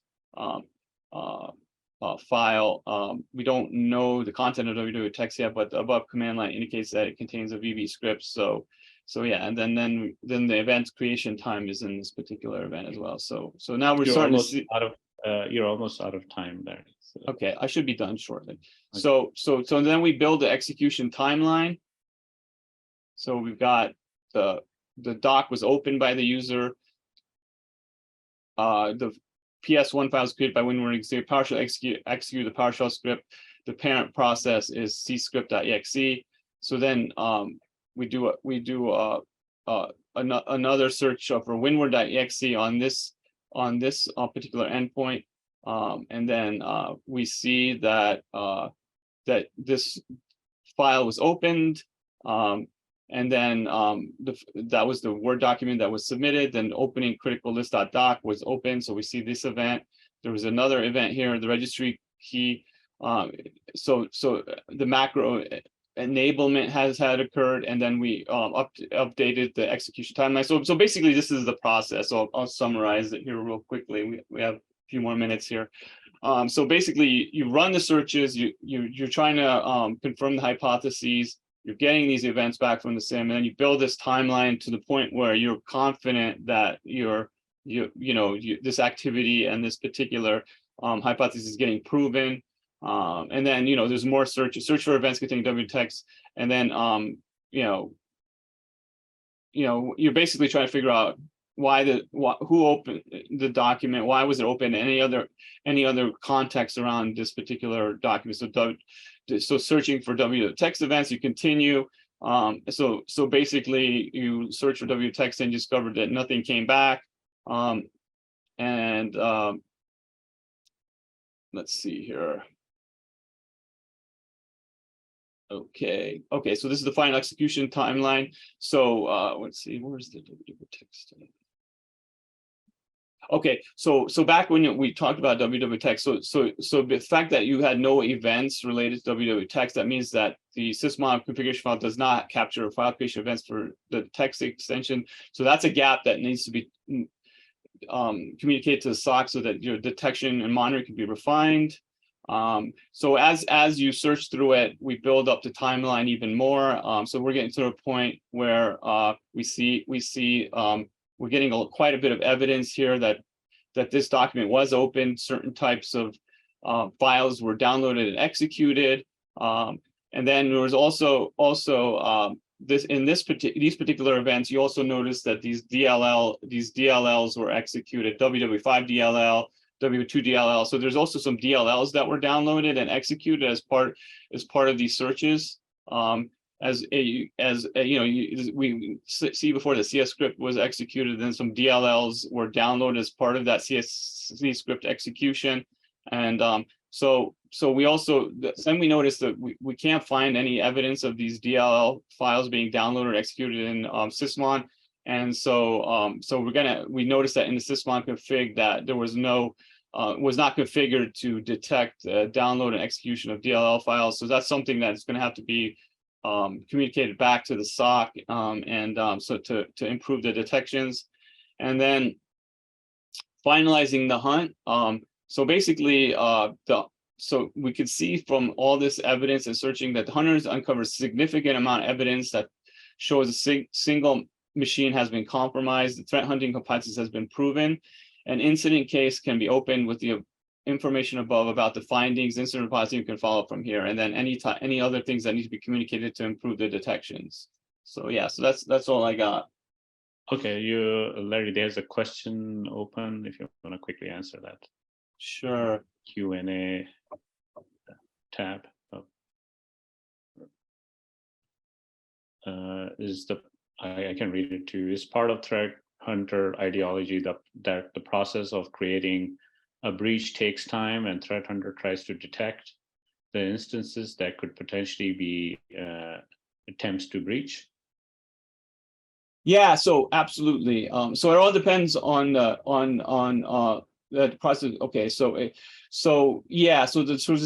this is depending on the hypotheses and what TTP you're looking for, right? So in the case I just described, I'm talking about like a pen test, a red team assessment that took place where a bunch of people opened a phishing document and there was no detection at all. So we tried to find out why that was the case. And so as you can see from the description, we found a lot of evidence of document getting opened on a particular endpoint, and a lot of non-standard scripts and stuff being executed, but we didn't find evidence we didn't find any events related to the specific text file being opened, which had the malicious VB script, and we didn't find any evidence of the DLLs that were used to execute other code as part of the attack. So I would say, I'm not sure if this answered my question, but answered your question, but I would say it depends on the hypotheses and what you're looking for. If you have a hypothesis says that you're trying to detect certain activity or TTPs or certain procedures in the environment, you build hunt hypotheses based on that. Then you can say, okay, well, we knew that this APT was out there that was attacking colleges, and we know some of their procedures, and we're worried that that campaign might be successful in our environment. And a lot of times takes some type of these attacks take months, so you're trying to uncover evidence, and certainly you could detect instances that could potentially attempt a breach. Let's say you found some evidence that you were being scanned by IPs that were known to be attributed to that particular APT group that was targeting colleges. So now you have evidence that you have a potential attempt to breach. So that's my answer there. Yes, absolutely. Actually, I would say, other than actually detecting the presence of an attack or presence or evidence of malicious activity, the number one goal is to improve intune detection. Absolutely, because without threat hunting, you don't know whether your SOC is actually effective, right? So you don't know if those controls are actually finding or tuned properly. You could have, you could be collecting data from every single endpoint, but if you're collecting the wrong data and you're not analyzing it correctly, you could be breached with full monitoring. So absolutely.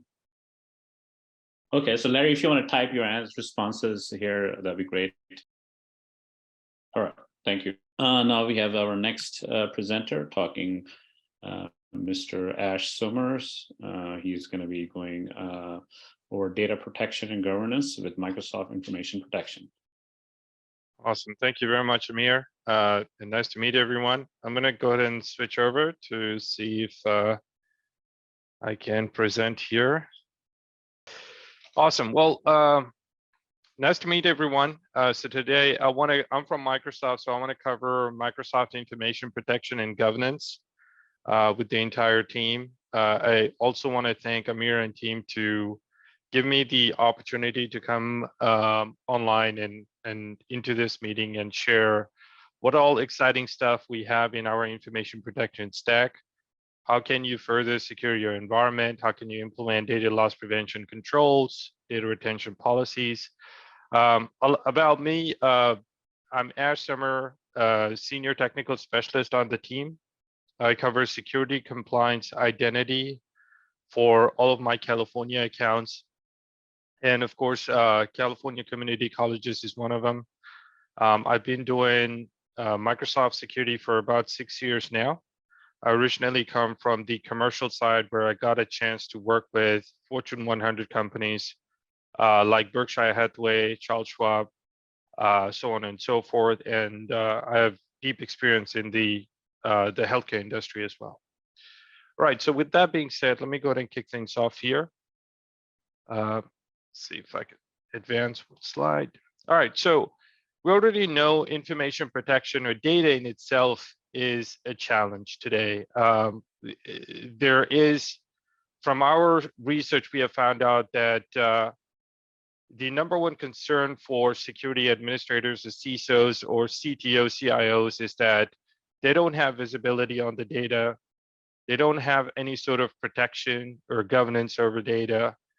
Other concerns are majority of the data within the environment is dark data. So essentially what that means is that whenever you create some new information on a Word document, for example, you type in 1 or 2 lines of information, maybe you type in someone's social security number, some other personally identifiable data in there that's sensitive in nature, and then you decide to, let's just say you leave your desk and go do something else, or you maybe temporarily save that data as a draft and you leave it aside, and then you don't come back and revisit it.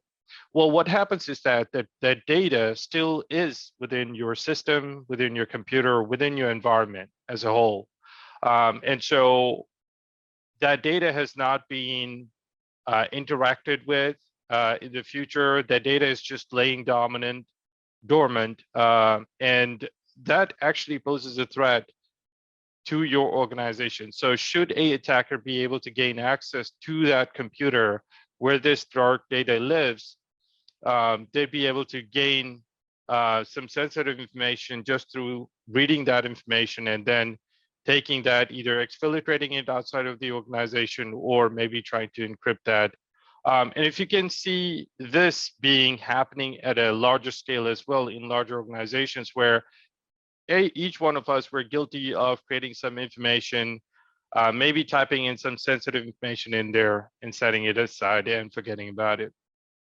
And finally, making sure that the tools that we have within the environment are the right tools. They are able to proactively find sensitive data within your environment, make sure they apply the right controls at the right places, It's not impacting user productivity. It's not impacting the user's day-to-day. It's not bringing down systems within your environment. It's able to natively integrate with all of these SaaS platforms or all of the productivity applications that you're using today. And of course, that seamless integration ends up being key for any organization. Right, advancing here to data hoarding, that's another key threat that we have found is that a lot of individuals would like to retain all the information that they have created over time, right, as data owners. And it's a common thing because it's really hard to identify which data we may need today or later on down the road. We just don't know.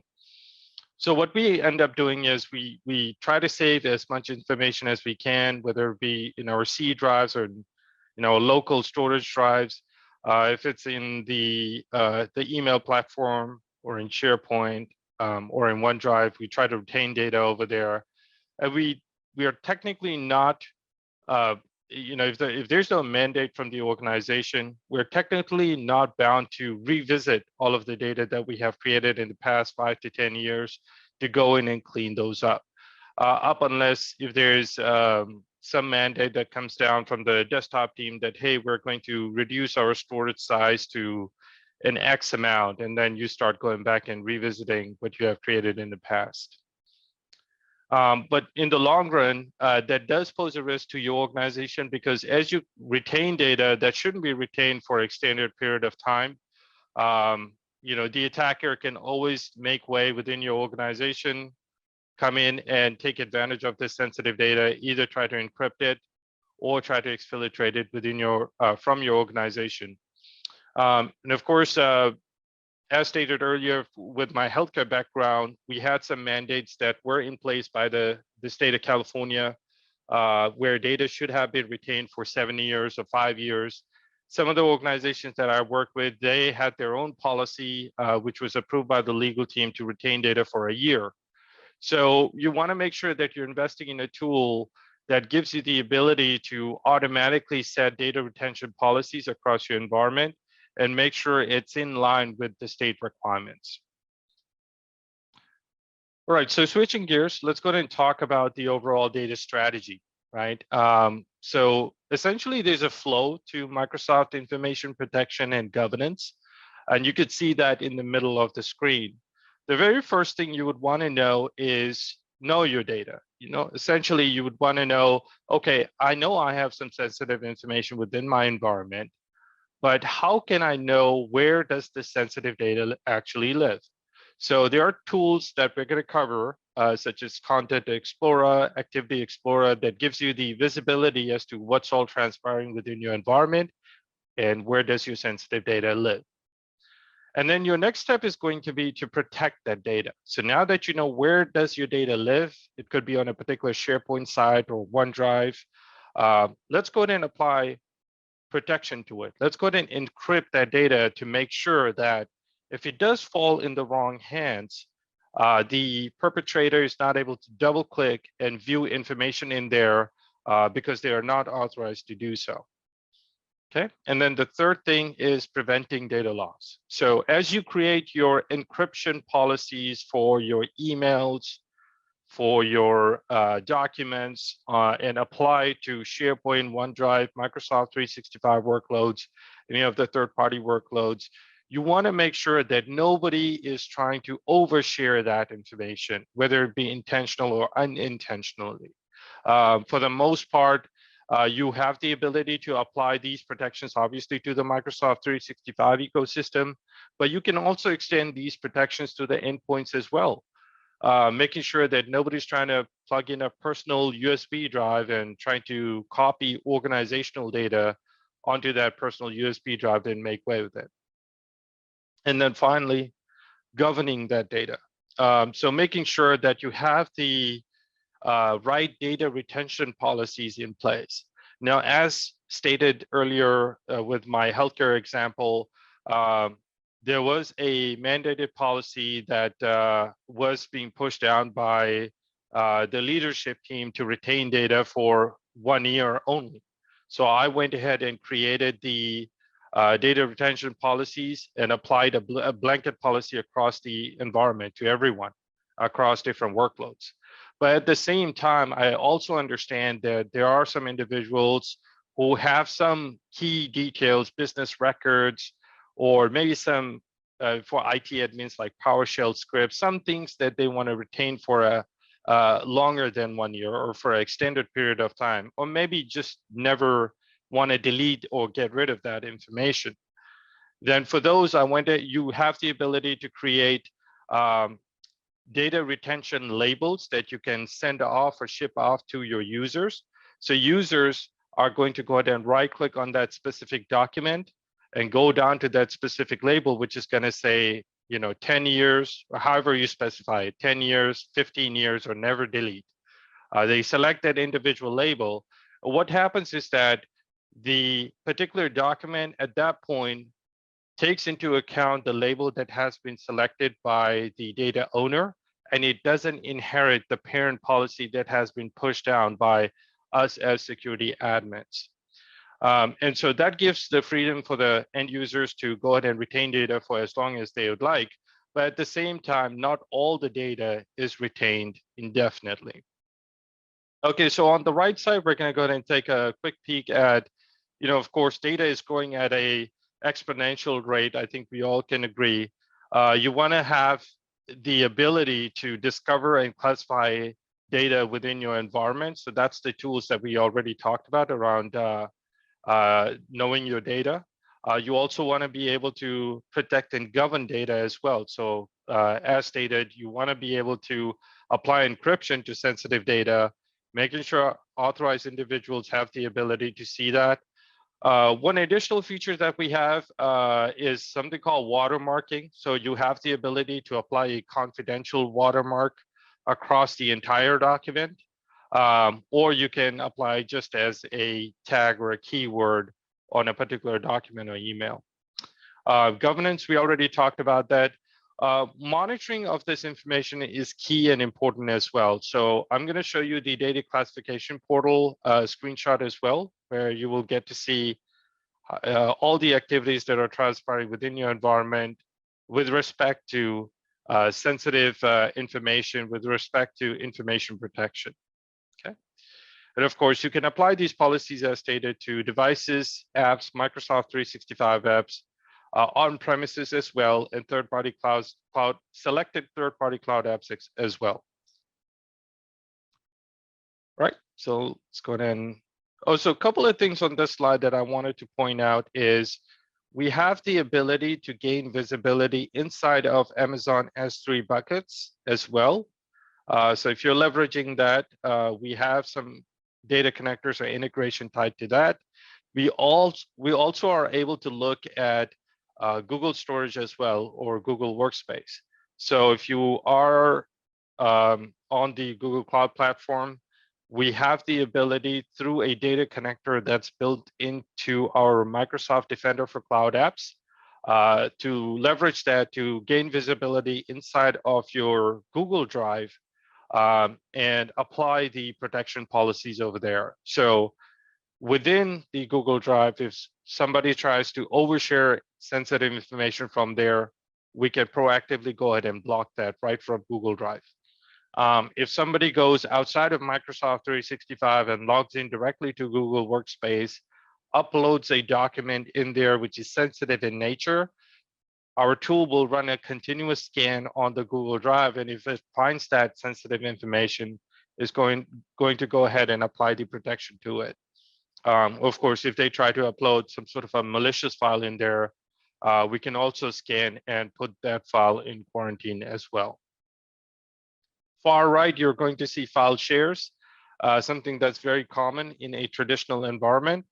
So if you're leveraging that on premises today, your S drives, your U drives, we have the ability to gain visibility on that as well through Azure Information Protection Scanner. We can run a discovery on your on-premises file shares, find sensitive files in there, and proactively apply the encryption label to it.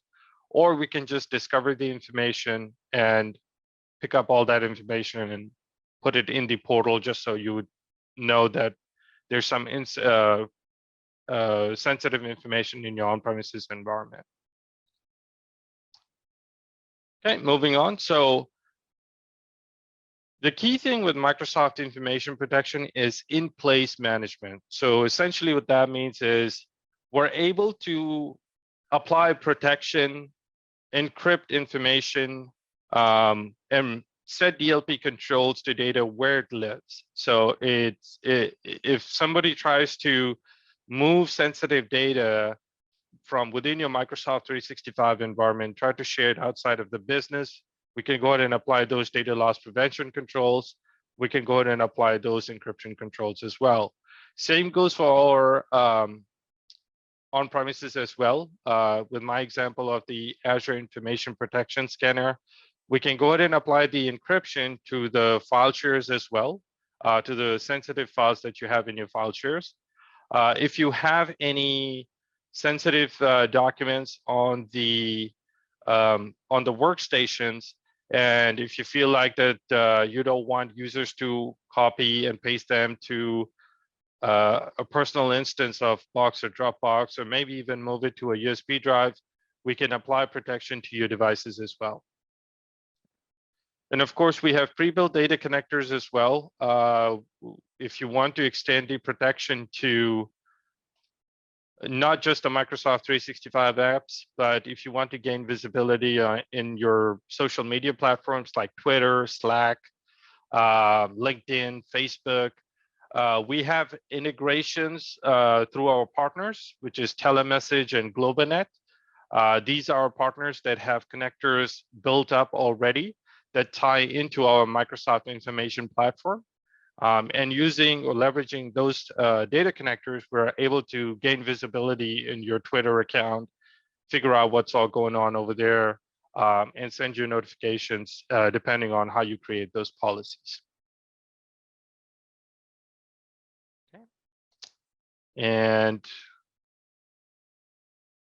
records management is another interesting tool. So essentially, if you have some important business record that you feel like that should be retained for an extended period of time, and if you feel like that it's sensitive in nature and it should not be modified, then you can apply records management to that particular document. So essentially, once you declare a document as a record, you won't be able to modify the contents of that particular document.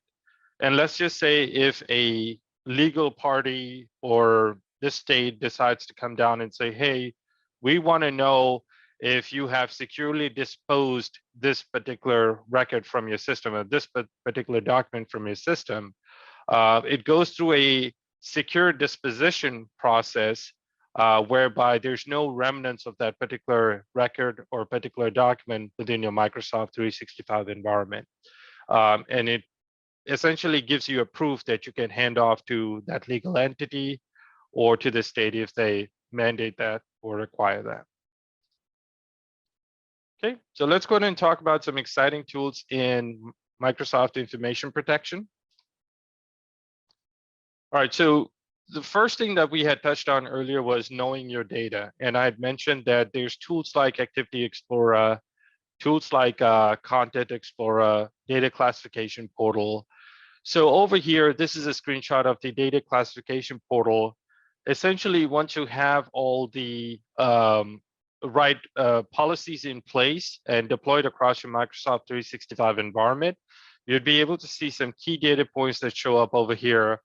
Essentially, it's going to tell you how many, accounts or how many users are creating sensitive information or data within your environment. What are the top trending sensitive information types like social security number, passport numbers, driver's license numbers, so on and so forth. You also have the ability to see what's the top used sensitive information type or sensitive label. So let's just say if you created a social security number and tied a policy, or I'm sorry, you created a confidential label and tied a policy which is going to say that, hey, any sensitive information type that has a social security number to it or US driver's license to it, make sure it's tied to this particular policy. And if any of my users start typing in a social security number on a document, go ahead and automatically apply the confidential label there. So based on that activity, I can go ahead and come to this portal and see what are the top most used labels within the organization, and then have an idea of what all activity is transpiring. Another key tool is Content Explorer, which is personally my favorite tool. This tool has the ability to tap into any of the sensitive information types. So when I say sensitive information types, that's essentially a social security number, driver license number, so on and so forth, credit card number. You select that sensitive information type, it does the discovery across your Microsoft 365 environment and actually lets you know where does that information live. So in this specific example, it's tying it to a retention label, but if I was to click on the top international classification of disease, ICD-9, the tool would go on and do a discovery and find out where does that ICD-9 or ICD-10 code actually live, and bring that information back to you in the middle pane. So on here, you get to see on the top, this is a SharePoint site. It gives you the exact SharePoint site of where this file is, that scignite19.sharepoint.com. On the right pane, you will get to see a preview of the document as well, just so if you need to confirm that there is in fact some sensitive information within that particular document. So very exciting stuff.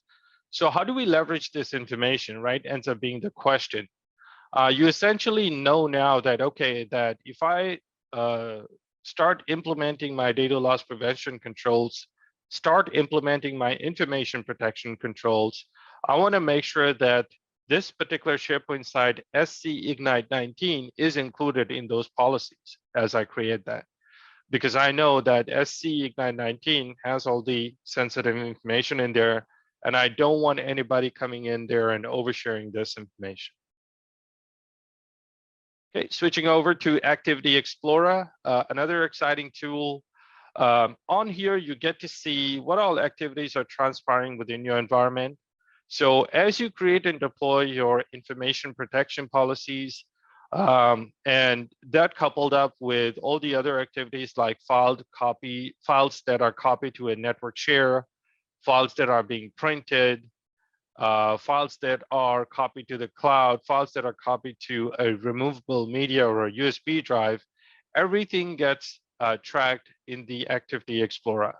And based on this information that I see over here, I can just as easily see that, okay, there is some activity that's tied to files that are being copied to a removable media. And I know that the organization policy states that you should only copy files to a approved media, or you should not be copying it to a removable USB drive, period, right?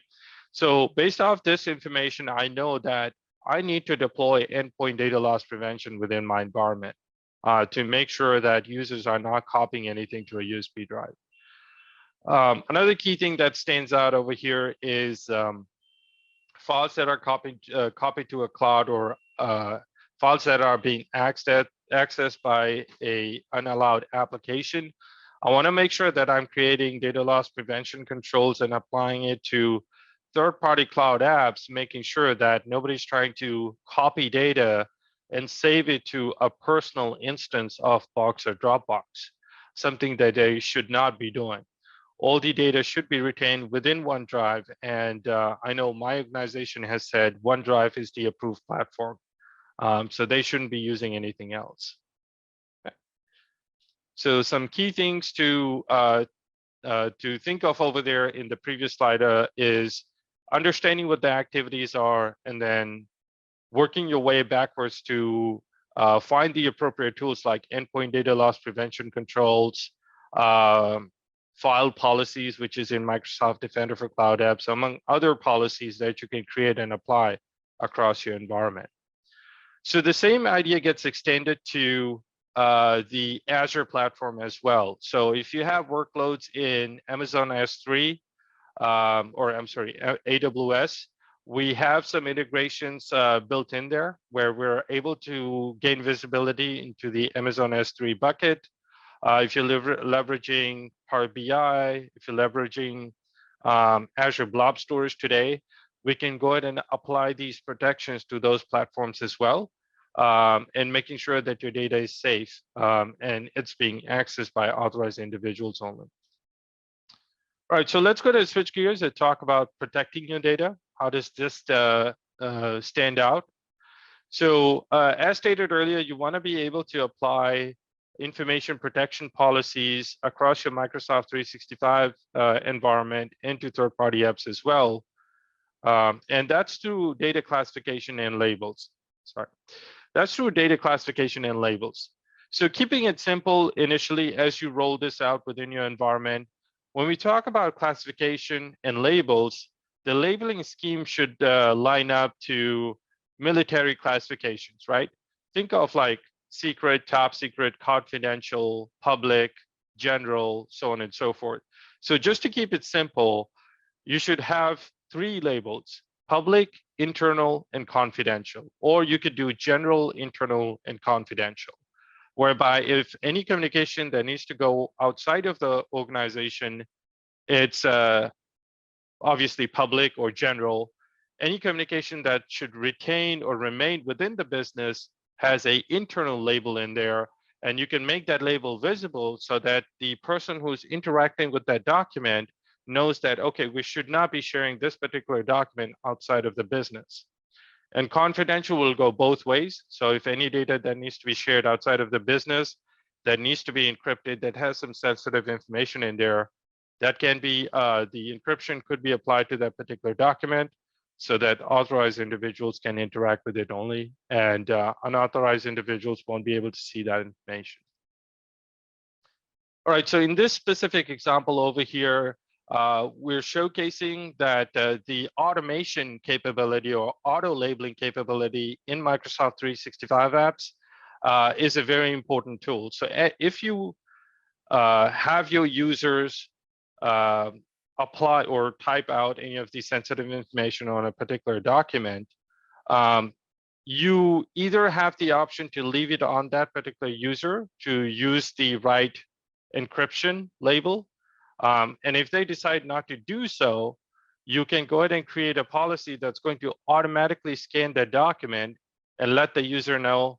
If you look at the policy tip up top, it says your organization automatically applied the sensitivity high confidential on this document, right? Because there's some sensitive information that got typed on this document, and we went ahead and applied that particular label automatically. You can also allow justification as well. So if you want users to be able to change the labels, they can go ahead and do so. They go ahead and click on don't apply the label, and then they provide a justification so that that justification gets flagged and your compliance team gets notified. In this specific example, it's a SharePoint site. The tool is by itself doing a discovery across the Microsoft 365 environment, and it came across a document that's sensitive in nature. The tool went ahead and applied the confidential label without any manual label requirement, right? So you can leave it on to your users to apply that protection, or you can create automated policies where the tool can apply the protection. As you are creating your first policy, we have something called Policy Simulator, very exciting tool.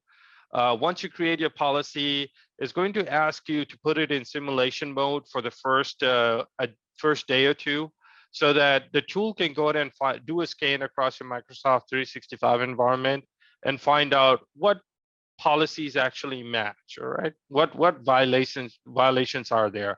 If there's any document that has sensitive information in there that has not been correctly tied to a encryption label, it can go ahead and run a scan, come back and let you know, hey, these are the matched data that I've found within the environment. You can go ahead and click on all the matched data, and gain visibility on which particular files are in question. You can even preview them and confirm, okay, you know, they should be labeled, and you can go ahead and turn on the policy. Sometimes the matches are not correct, so you may need to go back and tweak your policy or readjust your policy so that you are targeting the right data within your environment. Okay, so looking at preventing data loss. So now we're at a stage where we know where our data lives. We have created the information protection policy. Now we want to make sure that nobody's trying to overshare sensitive data outside of the environment. So you have the ability to create that data loss prevention policies. And in here, you'll get to see that in just a single pane, you can apply the protections across different workloads, even onto your devices as well. So one caveat over here is that with devices, you want to make sure that the devices are already enrolled in Intune, and then you have already imported them to the Microsoft compliance portal. Once you do so, then you can go ahead and apply the policies to those endpoints as well. With Microsoft Cloud App Security, that essentially, the assumption here is that you have already set up the data connectors with your Google Cloud, with Salesforce, with other third-party SaaS platforms. You have already set up that integration inside of Google Cloud. And over here, you just choose the instance and select which protections will apply to which third-party cloud. And then on-premises repository, that essentially is your file shares. The assumption here is that you have already set up the Azure Information Protection Scanner on premises. It has already done the discovery of your file shares. You already have that information populated into your Microsoft Information Protection portal. And then essentially you click on repositories and you get to select which file share you're trying to target, S drive, U drive, or whatever letter drive you have. Okay? So everything is in one single unified portal. You can apply the protection policies over here and roll it out across your environment. You also have the ability to test your policies as well, just so you're aware. Instead of just rolling it out right away, you can go ahead and run your policy in monitoring mode, and then it won't apply the policies. It'll run it in simulation mode as we've seen earlier. It's just going to bring back the data and look at the policy violations. And then if you need to readjust, you can go ahead and do so as well. And if everything looks good, you can roll it out. In this specific example, this particular user went ahead and shared sensitive data to somebody who should not be seeing that particular information. But on here, you'll see at the bottom, it says, here's what you can do. So we have turned on the override capability, whereby the user will go ahead and provide a justification. Just in here, it says, I have approval from my manager. They have the ability to apply or type in the justification before they can go ahead and start sharing that data outside of the business. Now, you have the ability to either turn on or off justification. It's really up to you. But it says that it's overriding and unflagging it. In the front end, it's going to unflag it. In the back end, it will still flag the user and populate the justification message for a compliance administrator to review. Okay, in this specific example, this particular user went ahead and tried to copy sensitive information from a document and tried to paste it to a personal instance of Google Cloud or Google Workspace. So as they did right-click and copy, data loss prevention immediately kicked in and said, hey, this action is blocked. You cannot do this. Okay, and this is through the endpoint data loss prevention policy as you roll this out to the endpoints. In here, the data loss prevention policy has been applied to Microsoft Teams. In this one, the data loss prevention policy, again, has been applied to the endpoint. In this example, the person tried to drag and drop sensitive information from their desktop to a personal instance of Dropbox. So up on top, you will see the URL dropbox.com. They tried to drag and drop it in there, got the message, you cannot do that. Essentially, if the user tries to drag and drop to any other unapproved platform, they won't be able to do so. In this example, the user plugged in a personal USB drive and they tried to drag and drop it to that take-home drive, the USB drive. Immediately a message came up saying you cannot do that. It keeps on saying try again or skip. It still won't let them copy it over. Okay, I know we have a couple of minutes left, so I'm going to quickly touch on just the final bits over here, governing your data. So as stated earlier, applying the right retention policy is key and important. So you have the ability to create those data retention policies and specifying the length of period or length of time and rolling that out across your environment, something that we have already talked about. Let me go ahead and skip ahead over here. Again, looking at records management. So if you declare any document as a record, you have the ability to securely dispose those. You can approve the disposal as a compliance administrator. You can tie a retention period to it. So let's just say after 5 years, that particular record needs to be disposed. You can review it, and if it all looks good, you can go ahead and approve the disposal. You can even apply the add the justification in there as to why that record needs to be disposed. Okay, just skipping ahead over here. All right, so in closing, just to quickly let everyone know that we do have Microsoft funded workshops as well. It's no cost to the customer. We have workshops built around everything that you have seen over here. So that's the protect and govern sensitive data on the top right. And we also have something called mitigate compliance and privacy risks workshop as well.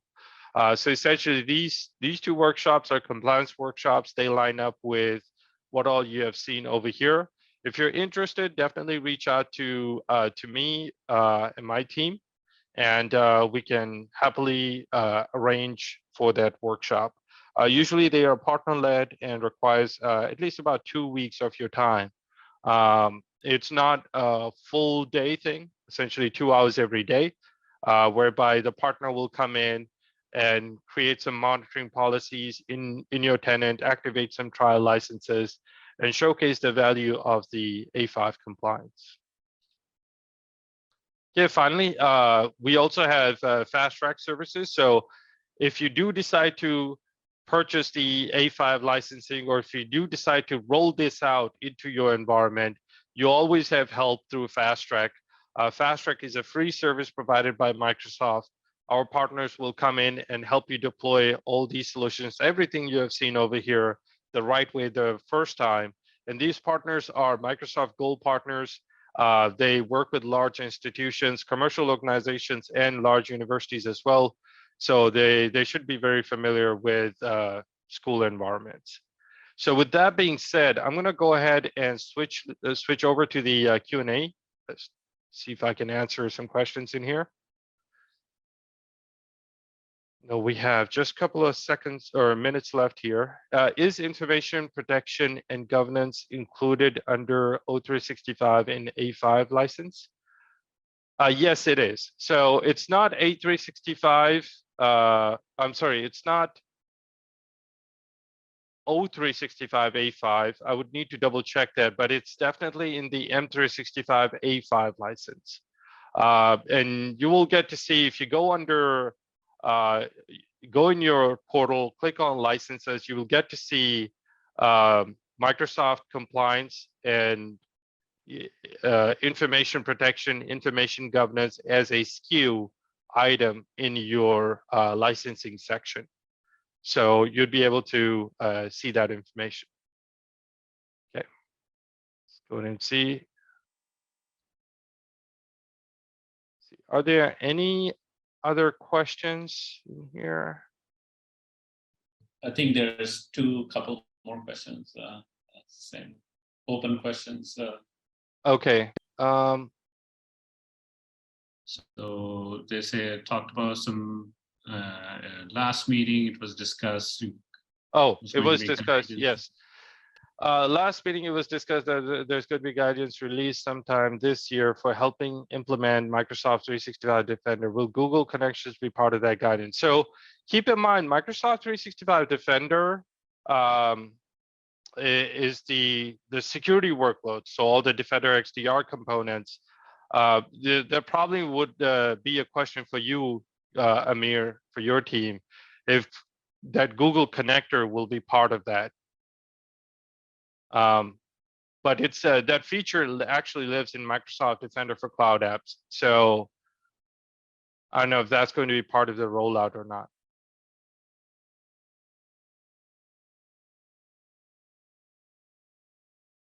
All right, there's two more questions. All right. Also, there is a rough time frame for when said guidance will be released. I don't quite understand that question, Rock.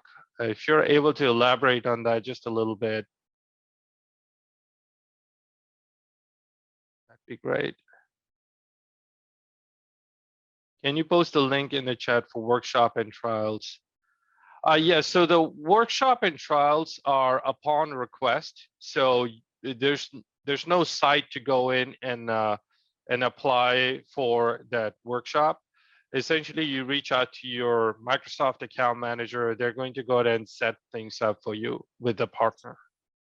And we So will share Sam's email with everyone. So Yep. they have. okay. All right, so you take one more question, then we can respond to the rest of the question via email. Yes, so I'll go ahead and take the last one. Do the DLP functions to prevent sensitive data upload to the, for example, Google Drive work for all browsers, Chrome and Firefox? Yes, so essentially the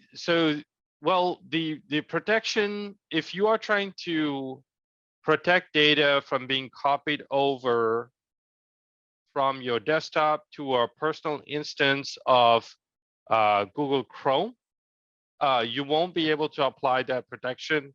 This protection is only available to Edge browsers only.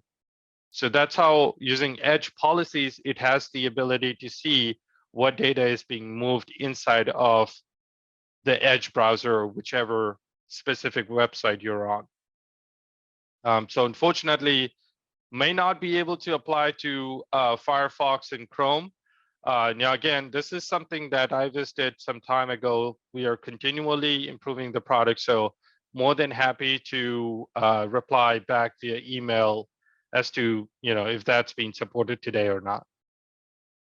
All right, thank you, Ash Summers, for your time and your presentation. At this point, we're going to go and take a lunch break. If there's any open questions, we will respond to them via email.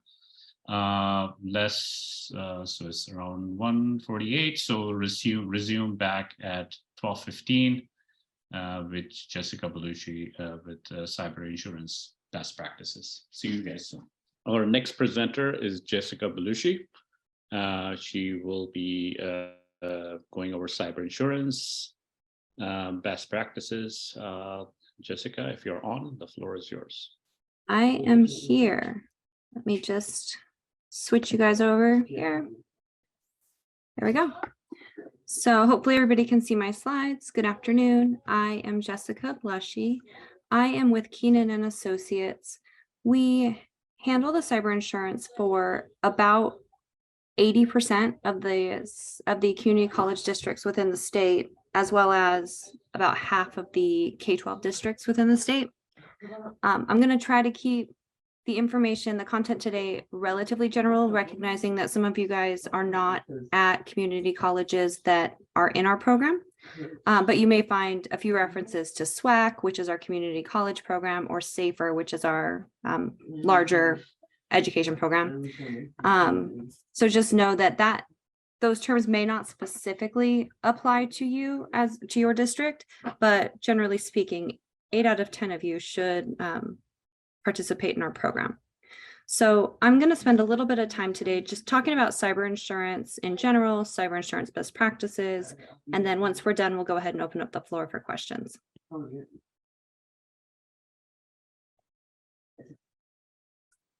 So just a quick overview, recognizing that most people probably have a general idea of what cyber insurance covers, but want to just set the stage so that everybody on the call knows precisely what we're talking about.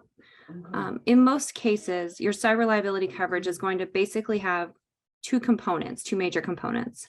One being the third-party liability exposure. So those costs that you may owe to others in the event of a data release or cyber ransom event. So that's going to be the notification costs to folks whose data you have inadvertently released, if you offer them credit monitoring, any fines or penalties that you are levied or that are levied against you because of the release, and then also defense costs. So that's one aspect of it, the cost of dealing with the third parties that have been impacted.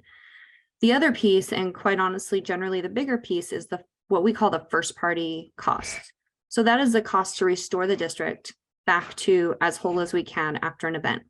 So that's going to include the cost to pay any ransom that's due, the ransom negotiation costs for the vendors that are doing that, any forensics investigations that need to happen with your network, data restoration if it's required, and the cost of any damaged hardware. So what's not covered by cyber insurance generally? We're not going to cover online gaming, exposures that come out of online gaming, cyber stalking, cyber bullying, computer fraud, funds transfer fraud, loss of money and securities. Typically, those things are going to be covered when it comes to monies and securities, fund transfer fraud under your crime policy. Totally separate coverage, probably not interesting to most of you all on the call today, but just know there is coverage for some of these things, but it's not here in the cyber program. So things that are excluded. This is not an exhaustive list, but it kind of hits on the highlights. Couple that I want to make sure I point out because these have become far more, we've seen them far more often, and we have most of these on our policy as well.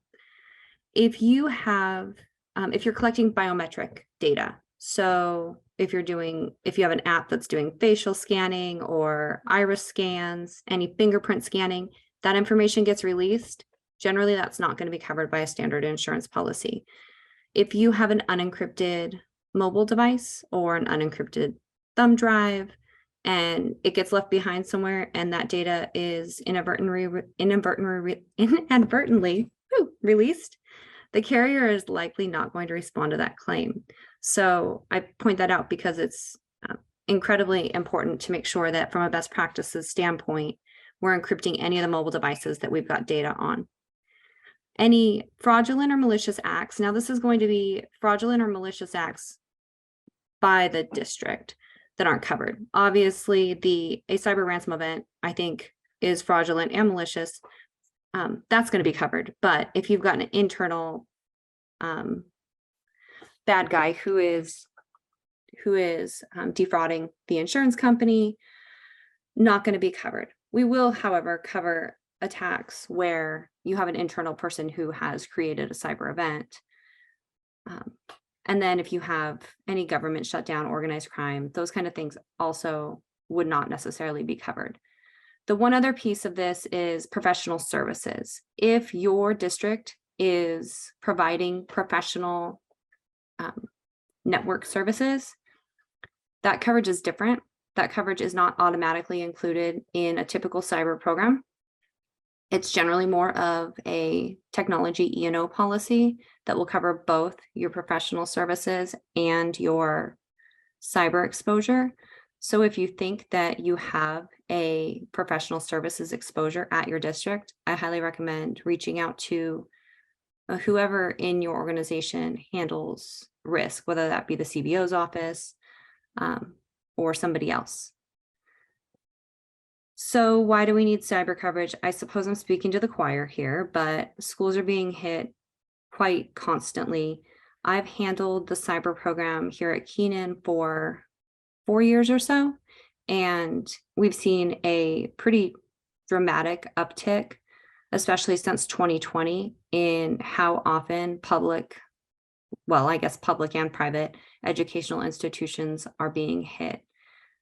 Our community colleges have been hit pretty significantly over the past couple of years, and you all are doing a lot of work here to try to curtail that. But it's kind of known to the threat actors that this is an area that has not necessarily been a priority in the past for schools, because you all are focused on largely educating the students. And we're definitely seeing some changing of tides in the education sector, but we're trying to play catch up, and the threat actors are wildly aware of that. So, quick overview on the program we have in place, just in case you hear any of these names, limits, things thrown around within your organization. So, as I mentioned earlier, we have about 80% of the community colleges in our cyber program. And our program is split up into a couple different layers. The schematic here on the slide is intended to give you an idea of kind of who would pay the claim if a claim arose. So we have a couple carriers involved, that being Hamilton is our lead carrier, and Tokyo Marine provides access. We offer members limits of 1 or 2 million in each layer, so 2 to 4 million, depending on whether or not you're compliant with the best practices. And we'll talk about those a little more here in a moment.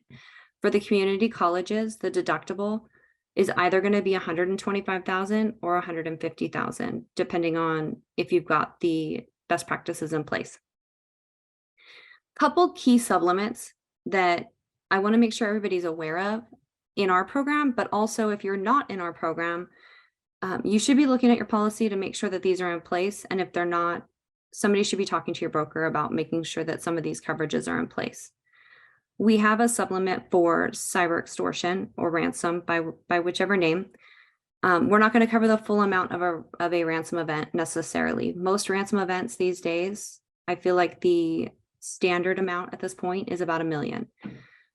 Our members have access to $1 million in total limits in the program if they're compliant. That also will come though with a co-insurance clause, which basically means the insurance carriers are going to share that $1 million with you. They'll pay 75% of it, you'll pay 25% of it.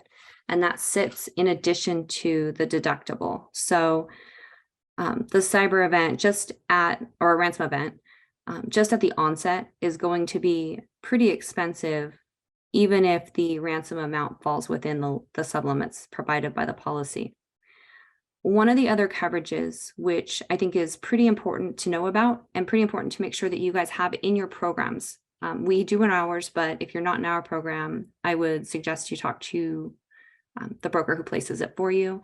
That's bricking. Bricking is an interesting term. It basically means hardware. So to the extent that you have hardware that has now become essentially as effective as a brick. So if you have a server that is encrypted, you can't get the key from the threat actor, that server is absolutely useless to you or as useful as a brick, they will pay to replace the server. That sublimit for us is $250,000, but it varies by policy. So that's where ours are, and that's per layer. So we have access to up to $500,000 under our policies. We also have PCI expenses. So if you're accepting payment cards, PCI payment card industry, if you're accepting payment cards and not using a vendor to do so and retaining credit card information in a way that is not in line with the PCI guidelines, then you can potentially be fined or penalized by the government. So we have some coverage for any of those expenses. Reputational business income is generally just going to be those costs, or any money that would have come in but for the ransom event. So if there's a reputational issue coming out of a cyber event, the cyber carriers will often provide funds to help restore the organization until they're back up and running completely. The last piece, and this one is where there's a little bit of crossover between our employee dishonesty policy, crime, and this policy, and that's cyber crime. This is one I want to make sure you guys hear about because not everyone recognizes it's here. And we have coverage for it kind of in two places, but this is basically fraudulent impersonation. So if somebody is lying in wait in email and watching invoices go back and forth, and then hops in the middle of that interaction and says, oh, hey, new plan, we're no longer picking up hard copy checks. Go ahead and wire your payment to this bank account. And that bank account has nothing to do with your actual vendor. And you had a threat actor sitting in email that intercepted that exchange.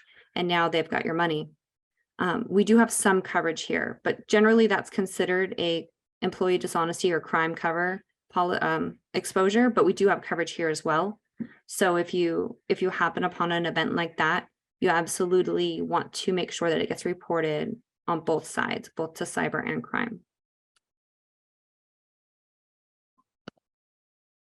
There was one question I'll answer really quick here before I go away from this slide actually, for Jeffrey about ransom payments. Generally the total available limit, assuming the question was, so the payment will available ransom coverage is 720,000. So essentially there's 750,000 available. That's either going to be paid by Hamilton or Tokyo, or Hamilton and Tokyo. Generally, if you had a claim that hit that high, it would impact both carriers. They will pay 750 or up to 750. That deductible that I mentioned, the 125 or 150, is likely going to be eaten up by response costs, whether that be breach counsel, any IT budget that's involved in restoring the restoration costs, forensics. Those expenses add up pretty quickly. So usually that will eat up the deductible itself before you even get to the ransom payment. And then they will reimburse up to 750 if you are compliant with the best practices that they require. One other key thing to talk about on the extortion side, and this goes for our program as well as most others that I'm aware of, if you have a ransom payment due to a ransom event, the carriers are going to reimburse you. They're not going to pay on behalf. For all other aspects of coverage in this program, once you've exceeded your deductible, the carrier is going to step in your place and pay on your behalf. But for ransom payment, they will never stand in your place and make that payment. They will ask that you make that payment and then they'll reimburse you for it. So as you're going through and planning for a cyber, if you're doing a tabletop or planning how you're going to respond to a cyber event, it's important that you contemplate the ability to make those payments, whether it be into a Bitcoin locker or whatever the case may be. You need to make sure that you are in a position to make those payments because the carrier won't pay it for you. They will only reimburse. So that's one that often, very often, pretty much every time we've seen a ransom event has caught the member off guard, the district off guard, because they expect that the insurance carrier is going to go ahead and make the payment to the threat actor on the district's behalf. And the way that the policies are written, they can't or won't do that. And it has a lot to do with potentially sending, they don't want to get in the middle of sending money to threat actors because you can potentially have some problems if you don't clear the payment properly. Yeah. So one more item on our program that I wanted to toss in here just for the sake of, if any of you guys have run into this, I want to make sure that it makes a little bit of sense. We do have a coverage available above our program. We call it excess cyber. Basically, it provides dedicated limits to the districts. our program has a total limit that's available to the entire membership. So there is a possibility that that limit that's available to our entire membership could be depleted. And should that happen, or should an individual district's limits be depleted, this excess cyber is going to step in and provide coverage as though it were the carrier or the lead carrier. It also would provide coverage if you had an event that blew through, one event that blew all the way through your limits, they would provide additional coverage. Most of our members were able to get coverage if they wanted it through a insurtech called Cowbell. However, Cowbell does have some limitations with regard to total budget based on their reinsurance arrangements. So they can't write anybody whose budget is over $250. And also they do an external scan. And if the scan score is not high enough, then they will potentially do kind of a scoping call with you and talk about your internal practices. And then if they get comfortable, they can offer a quote. If your district's budget is bigger than $250, or if for some reason the Cowbell scan didn't go in your favor, we can also write additional coverage in the open market. It takes a little bit more time, a little more work, but we can do it. This is a bit of a unique attribute to our program in that it provides this kind of an opportunity to get these dedicated limits so that if the shared limits are gone, you still have something to fall back on. Most of the programs that I'm aware of here in California just provide the shared limit structure and there's no dedicated option. So if you've seen the name Cowbell or you've been asked to complete a full application and you're in our program, that's what's going on there. So I've mentioned best practices several times and wanted to really kind of dive into what those are for our program. And these tend to be kind of industry wide. We've been able to negotiate the list of best practices that our underwriters are requiring for this current fiscal year down to 6. It had been 12 before. So now we're down to 6 and we've had them clarify some of them. So hopefully these are a little bit easier for everybody to comply with. But we want to make sure that we're protecting you, that we've got our networks protected and we're doing everything we can to keep these claims from happening. So the 6 that we currently have as a requirement, so that's going to get you higher limits, a lower deductible. You would have to have all 6 of these items in place. You need to have MFA for any remote access. So if you have folks accessing your network on campus, we don't require MFA. But if you've got folks VPNing to your network, we want to see MFA on those systems.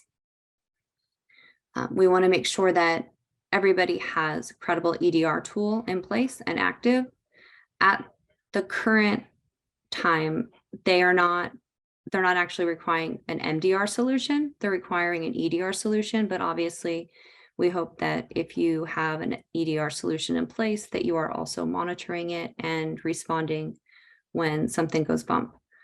I think most of our membership has an EDR tool in place. I believe almost the vast majority of our community colleges do have an EDR tool in place.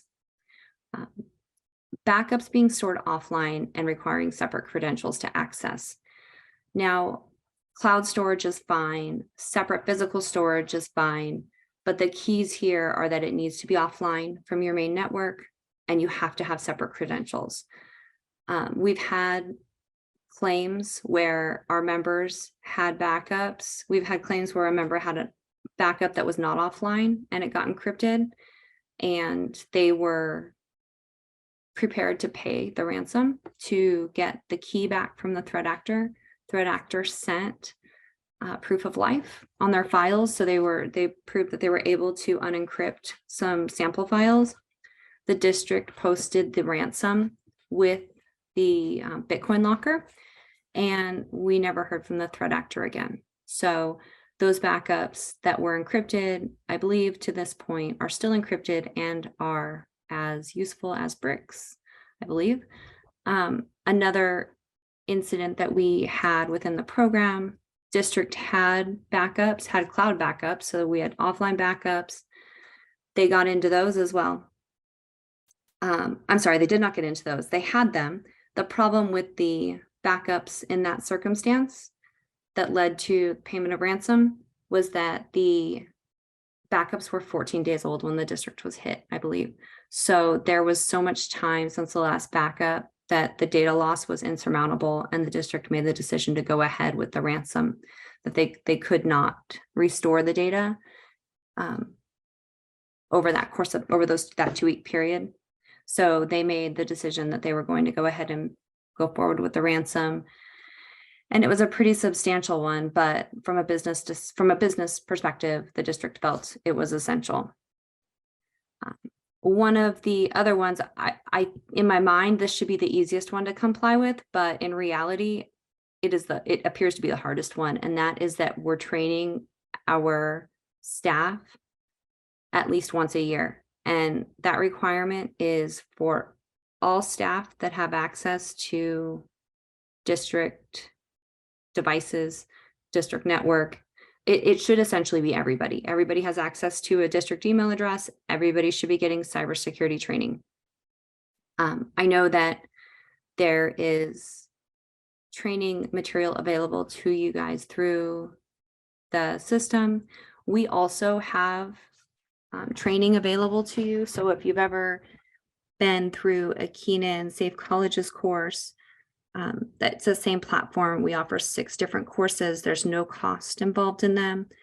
They can be easily assigned and pushed out to the staff and then tracked within our platform. That's something that's included just by virtue of being involved in our community college program.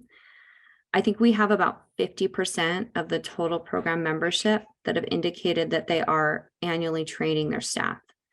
I will tell you, the numbers kind of vary, but I've seen everywhere from like 75% to 95% of claims are caused by human error, by somebody clicking on something they shouldn't have, or doing something they shouldn't have had, or shouldn't have done.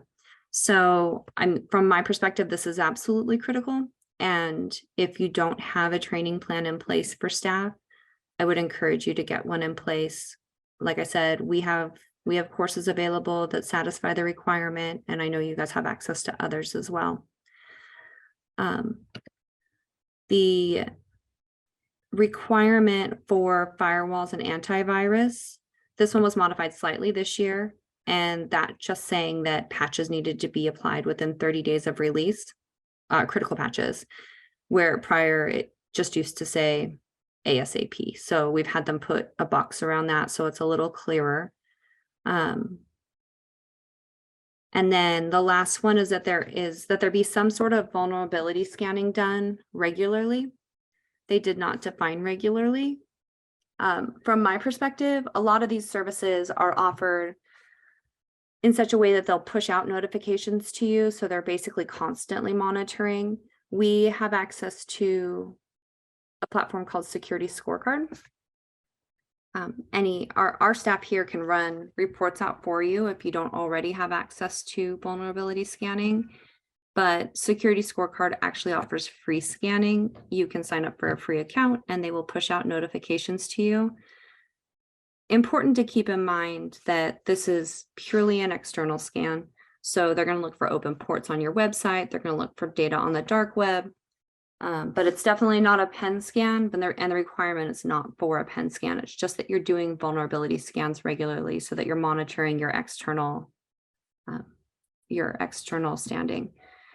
There is a question about cybersecurity training, and that is whether the requirement is to offer training or that it be a requirement, or that it be mandated.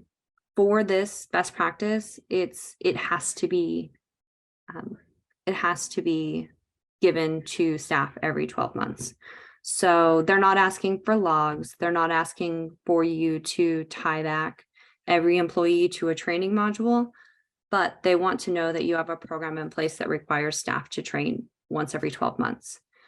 Most of our courses, honestly, I think our longest course is 20 minutes. They're all pretty short, but the idea is just to keep on everybody's radar that the risks associated with the online environment.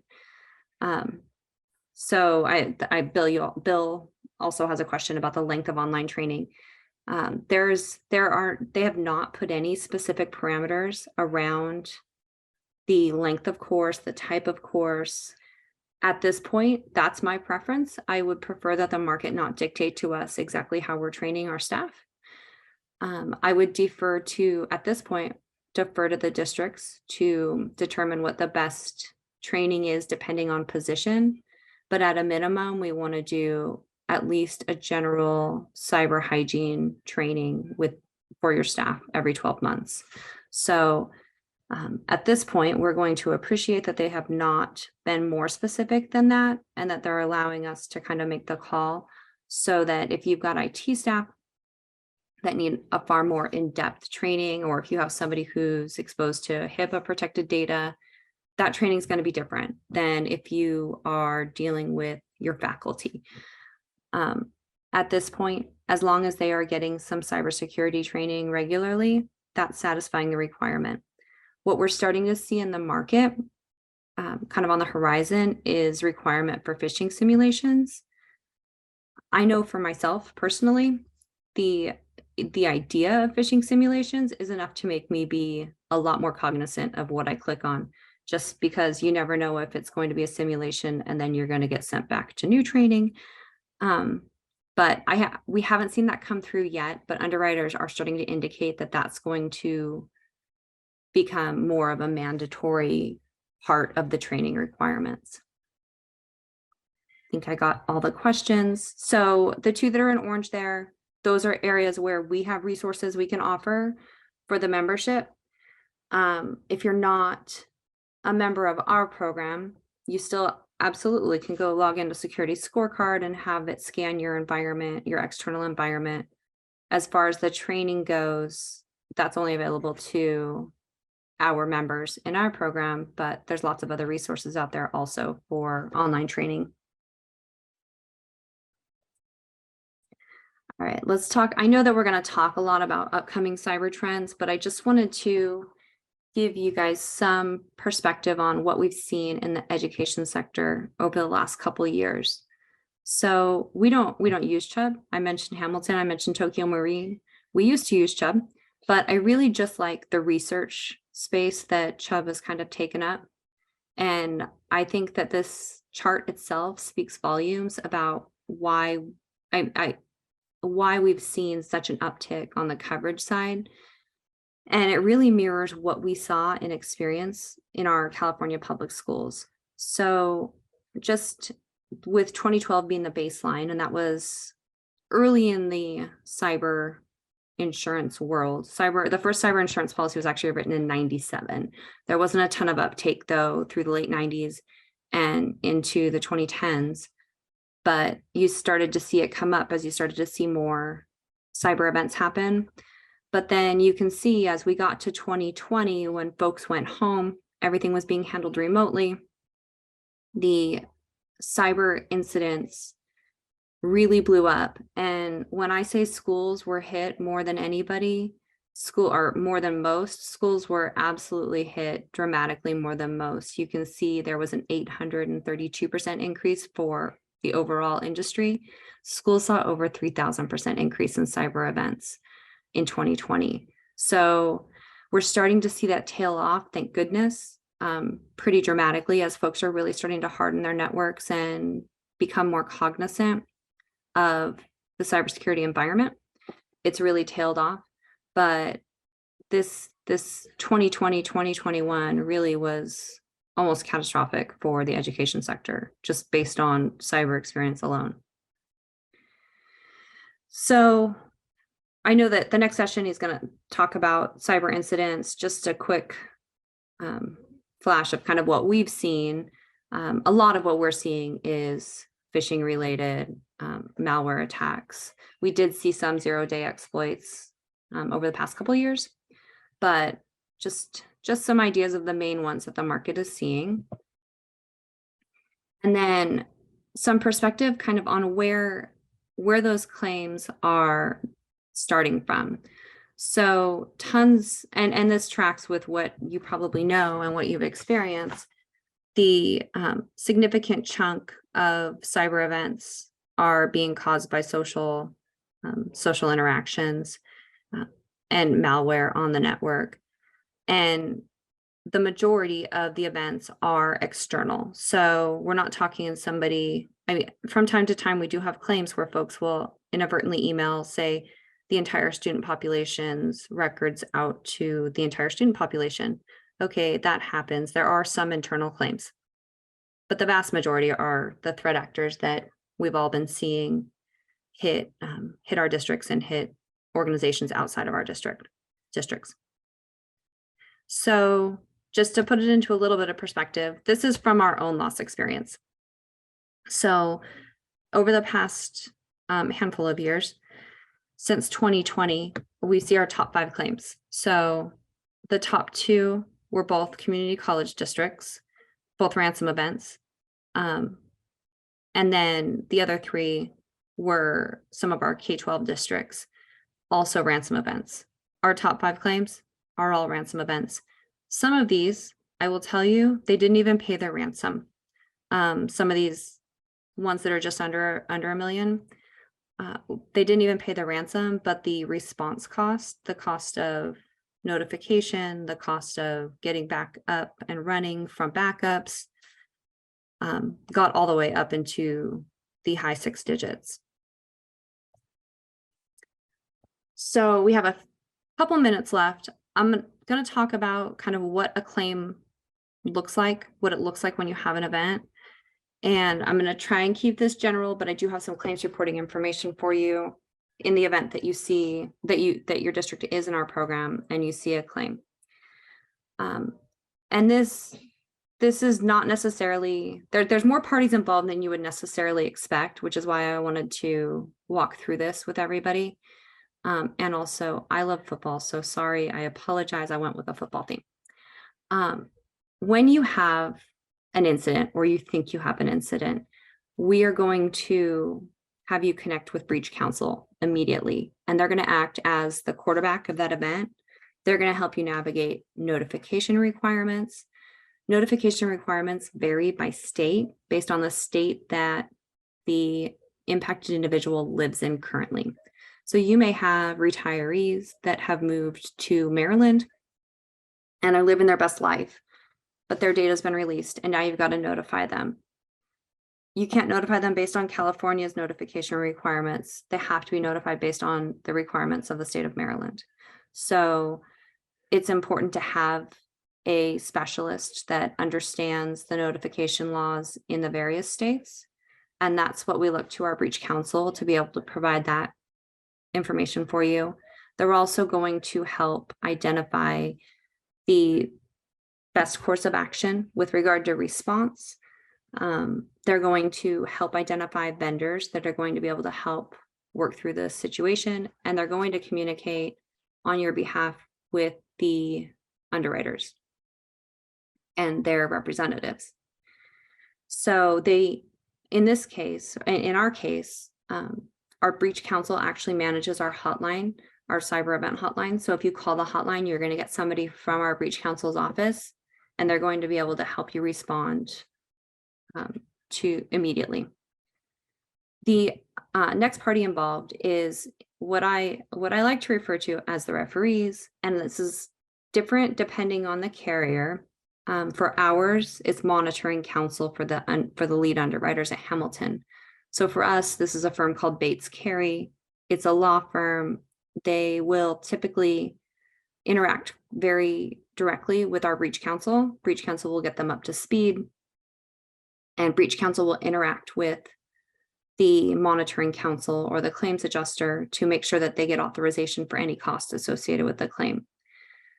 In our case, our monitoring counsel likes to have a phone call with the district after they've already talked to breach counsel, just to hear their side of the story, understand how things went down from, in your own words.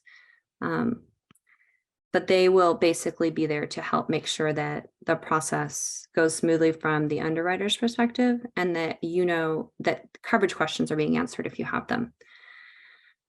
The insurance company, in our case, that's Hamilton in the lead, they're going to have the final decision on whether something falls within the policy or not. So they're going to make the coverage determinations, and they'll also make payment to you when there's reimbursement, or on your behalf when they're once you've exceeded your retention. And then the last kind of bucket of folks involved in this that it is huge potentially is the vendors that are involved in the response. So likely you're going to have a forensics firm involved. We use generally the same few vendors. We use Charles Rivers often to respond to incidents in terms of forensics. Then also you may have a completely different vendor that handles the actual notification process. If there has been a data release, they will typically have a vendor that specializes in doing the notifications. They may man a helpline if you need to provide a helpline to the impacted individuals. They also, a lot of times you may need a communication specialist to come in and do kind of help you through the PR side of the claim.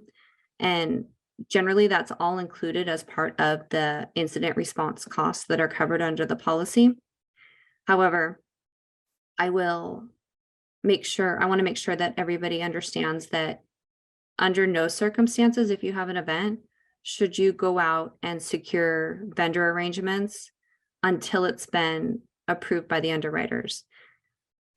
We've had a few instances where, in the interest of getting back up and running and restoring the network, districts have gone ahead and moved forward with vendors or gone ahead and moved forward with purchases, and the underwriters find out later when they get a request for reimbursement, and it really can impact whether or not they're going to provide coverage for those costs.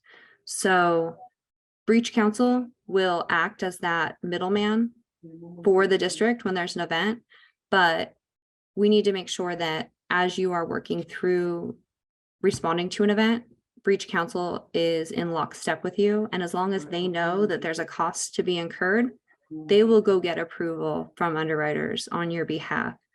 But if you are engaging vendors or making hardware purchases without them knowing, and underwriters are not aware, they potentially will not reimburse you for those costs. So I recognize this slows the process down slightly, and everybody just wants to get back up and running, but everybody also wants the insurance company to pay as much as they can. So I definitely would encourage you to, when you find yourself in an event, to keep breach counsel apprised every step of the way so that they can identify when there's a need to get coverage approved for specific costs. Couple more minutes. This is our claims reporting information for our program. If you're not in our program, you likely have something similar, either in your policy or provided by the broker that places it. I would encourage you to figure out what your reporting information is to your insurance carrier, print a hard copy. I also, in addition to having this, for me personally, I also have a contact set up in my Outlook that has the cyber incident reporting information. So if something goes bump in the night and you all end up connected to your Keenan representative, they can always get a hold of me and I can always provide that information. But if this falls within your realm of responsibility, it would be a really good idea to have this information printed out in hard copy, perhaps a copy at home and a copy at the office, because honestly, these things go bump in the middle of the night, on weekends, on holidays. Generally, very rarely do I hear that an event has happened when everybody's sitting at their computers, working away diligently in the middle of the week. So print it out, keep a hard copy so that once something does happen, you know who to call.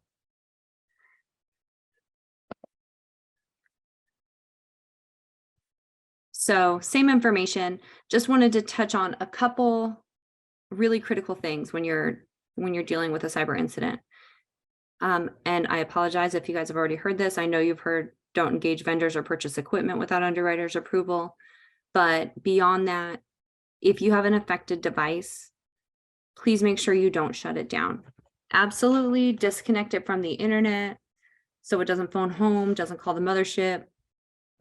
Absolutely. But if you shut it down or power it down, you're going to lose a lot of information that potentially the forensic investigators would love to have access to, whether that be checking for data exfiltration or any other of a host of things that they're going to look at as they're going through their investigation.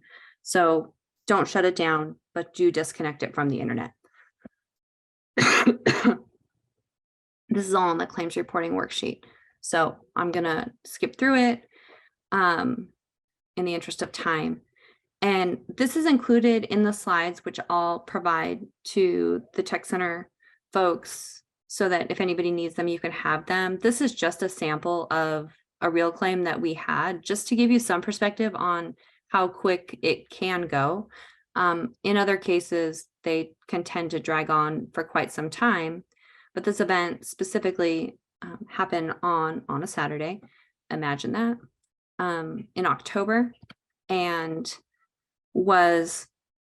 it's still not completely wrapped up, I will tell you, here as we sit in the last week of January, but the district was largely restored by the middle of November. In this case, they did not pay the ransom. They were able to restore. The threat actor did release the data, and then notifications had to be done for the staff and students that were impacted. So I'm running out of time. Going to give you a really quick update on the market. Hopefully it's stabilizing. That's my best update. Premiums have been astronomical the last couple of years. They're starting to level out. I don't expect any loosening of underwriting controls. If anything, potentially a few new ones. I don't expect any new ones for the upcoming fiscal year, though. I think we're pretty good where we are from an underwriting and security controls. But I think that as we've seen the rates take off over the past couple of years, that's slowing down. So hopefully that will be good. Resources. Oh gosh, you guys have all heard Resource Pro. I'm out of time. I'm sorry, Resolute Guard. I am happy to talk to anybody who wants to reach out to me about the resources that we do have available to you through our program, the courses that I mentioned. And then we do have a landing page where we try to keep updated information, but it may overlap a bit with what you guys are getting from the Tech Center. If you need a security scorecard, holler, I can get you one, and a whole bunch of information on what Department of Homeland Security is providing through CISA and MSI-SAC, but those will all be in my slides. If you guys are not involved in MSI-SAC already, I definitely would encourage you to take a look. And with that, I will end it. Take a quick look at the Q&A. I think I got most of the questions. But if I haven't answered your question, I'll go in and answer it. I'll go in and type an answer for you. So definitely feel free to reach out to me, you guys, if you have questions about our cyber coverage. I'm happy to help. But with that, I'll hand it back over to you, Amir. Thank you very much, Jessica, for your valuable information that you provided today. It's time to take a break. We will resume at 1:10. Our next presenter is Mr. Omar Osmani, who will be talking about trends in the ransomware space. So let's group back at 1:10. Thank you.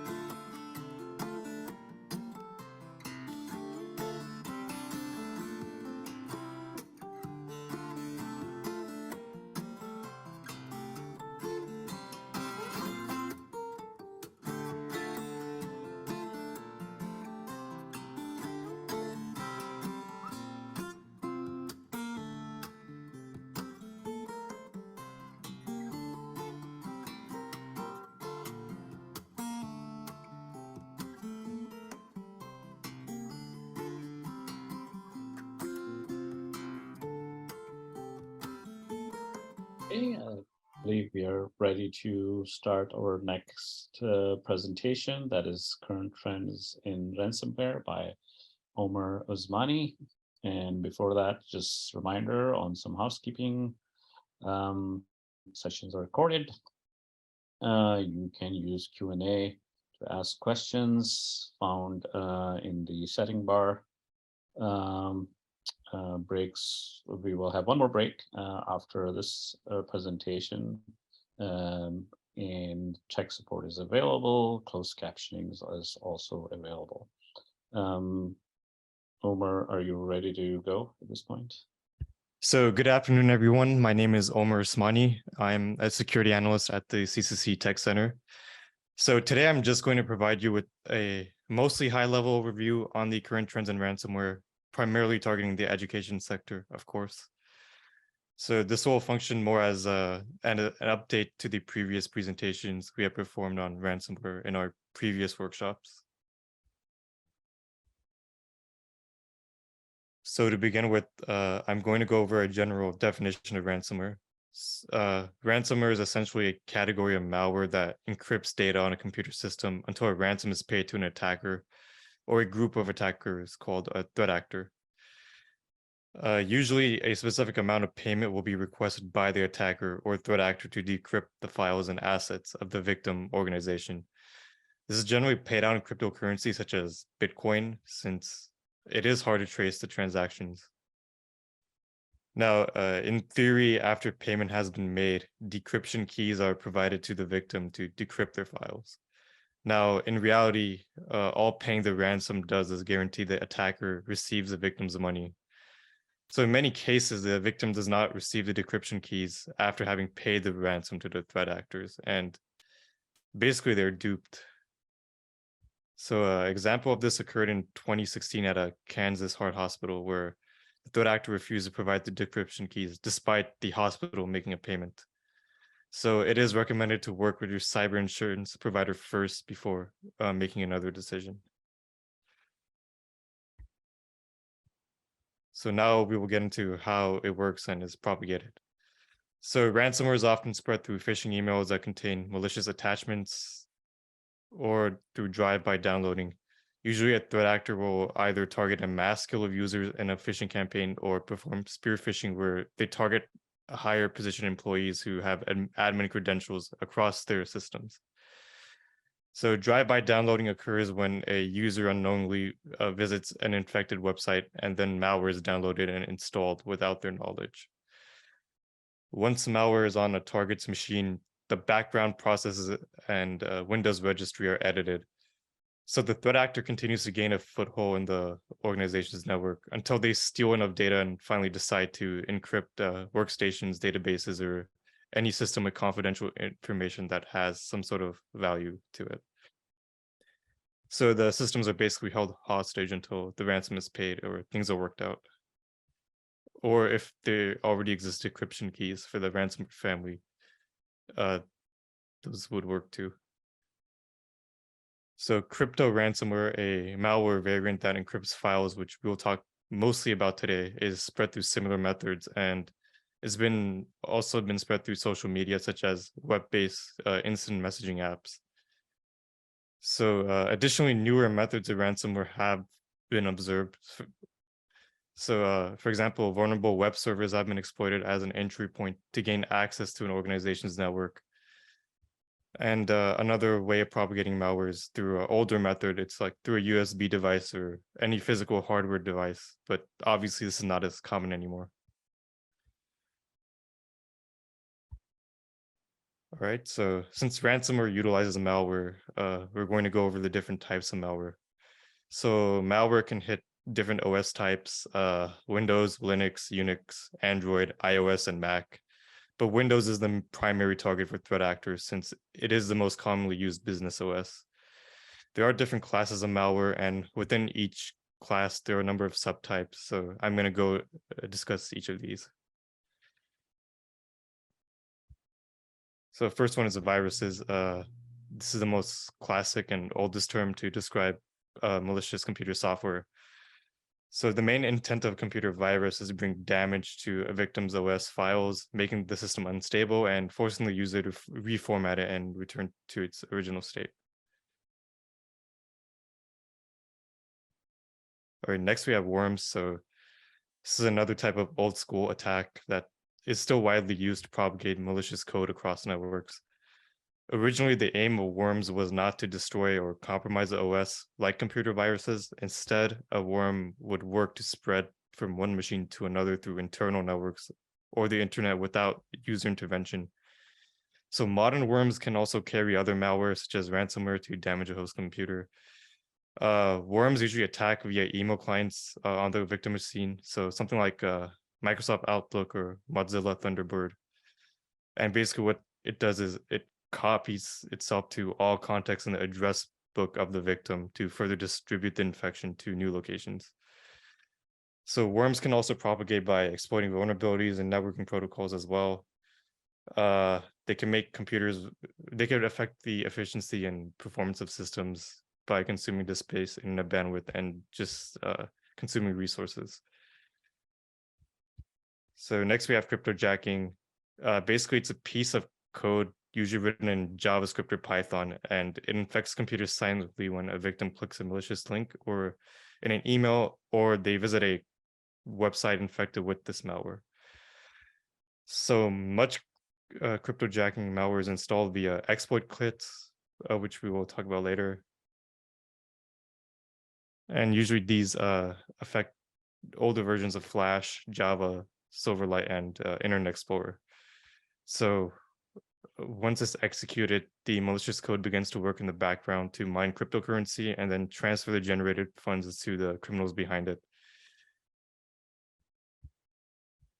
All right, so next up is scareware. So this one does not really result in a ransomware attack. Basically what it does is it's a deception software fraudware. It's a form of malware that uses social engineering tactics to cause shock, anxiety, or make the user perceive some sort of threat in order to convince users to buy unwanted software. Basically fake security software. So adware delivers advertisements to the victim machine without their permission. Many software creators use adware to generate revenue from their freely distributed computer programs and mobile apps. So actually, adware bundled with free programs and apps is considered legal as long as it declares its function in the software license agreement. But the problem arises when adware becomes bundled with another malicious program, usually spyware that can record, track users' online activities, and steal confidential information. So, oh, sorry about that. Back. So spyware can basically monitor everything you type on your keyboard, send it to its operator. It could gain hardware access, so it could get access to your camera and mic as well. Right, next we have Trojan horses. So this one installs silently on a victim's machine, and it usually comes bundled with a normal file or internet program to trick users into downloading and installing it. A Trojan enables its operator to have full control over the infected computing device, including the camera, microphone, and anything you type onto your keyboard. So functions similar to spyware and can basically be used to deploy spyware. So Trojan can also be used to install additional malware and connect to the infected computer it can connect to a botnet network after infecting the target machine. And then later that botnet can be used to conduct a DDoS attack. All right, so backdoor is basically malicious code that opens a port on a victim's machine to let the hacker gain unauthorized access to perform any malicious activity. So as mentioned, the backdoor is incorporated into many malware types such as Trojans, spyware, downloaders. So a downloader will contain its code within a URL to download other malware once it's executed.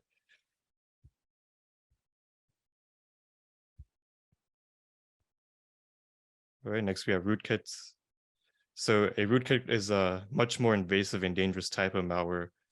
and it has the ability to gain full admin access over a system and can prevent normal detection programs from spotting it. So antivirus, anti-rootkit programs under logging and monitoring tools on Windows, it is capable of bypassing that. So some dangerous rootkit attack at the hardware level and removal may require hardware replacement or specialized intervention if it actually was found out after investigation that it did go that deep.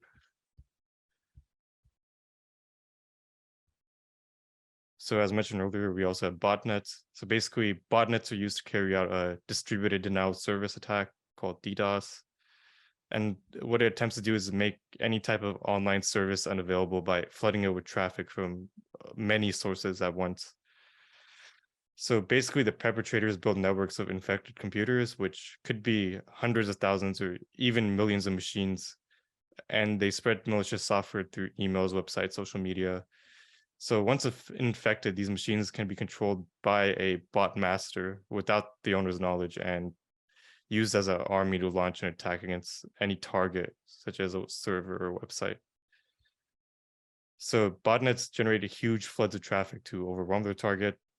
These floods are generated in multiple ways, like sending more connection requests than a server can handle, manipulating TCP flags, or having a computer send the victim huge amounts of random data in order to take up the target's bandwidth.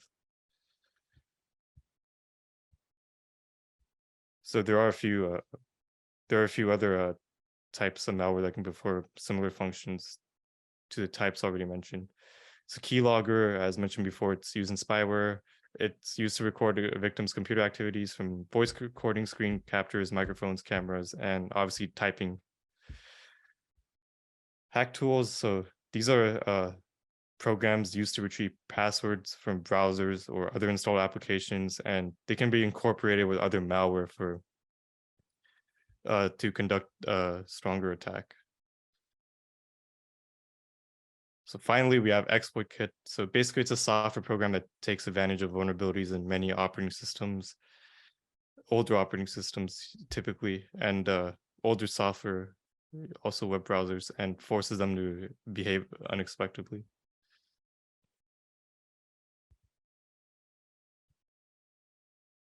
So in general, malware is composed of these following parts. So first off, we have the payload. This is basically the actual component of the malware that will execute and cause damage to the victim's machine. Obfuscators and pack errors. So the payload alone can't do the intended damage usually, especially when there's a robust and up-to-date antivirus software solution on the target machine. So obfuscators help malware authors evade the antivirus scanners or even intrusion detection systems by changing up the malware code once it's already downloaded on the victim's machine to hide its activity and its intent. So some software unpacks itself in memory while executing runtime packers. So this technique is originally created to compress code, make it smaller, and then decompress it in memory upon executing. However, it's now being used for malicious purposes. Another component, or it's more of a technique, is persistence. So malware needs to be executed through reboots to continue its work. Since Windows, basically the malware will remain on any type of operating system, even if it's shut off.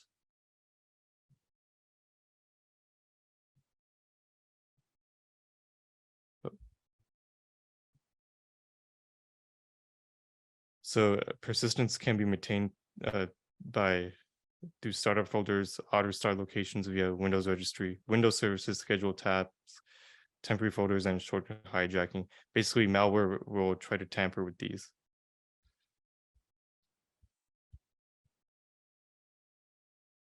So another component of malware is stealth.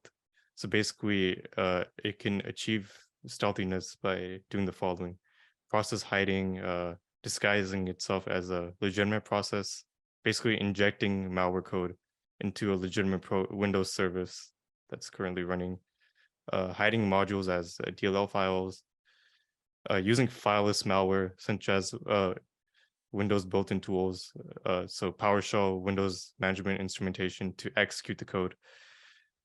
So detecting fileless malware is extremely difficult, and using traditional scanning techniques such as signature-based methods or sandboxing. So the next one is changing the file extension. So this is an old trick, but it's still used. It'll just change any affected file to a different name. So it tries to avoid detection. Armoring is when is a set of techniques used by the malware to prevent antivirus and malware analyzers from capturing it. So for example, the malware tries to detect if it's running under a virtual machine environment or debugger based off of how many system resources it's using, or if malware analysis tools are being executed, such as TCP dump and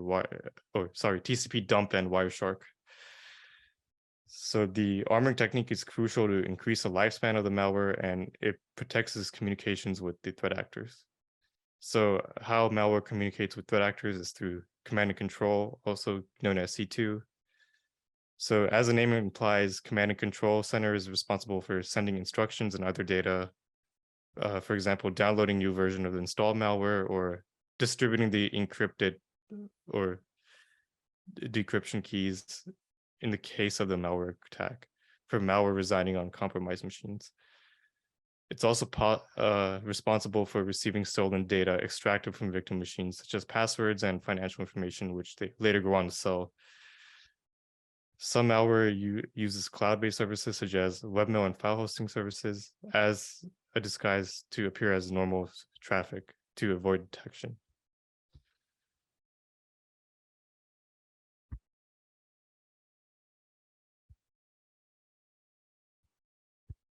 Right, so these are just some general indicators of compromise based off of file extensions.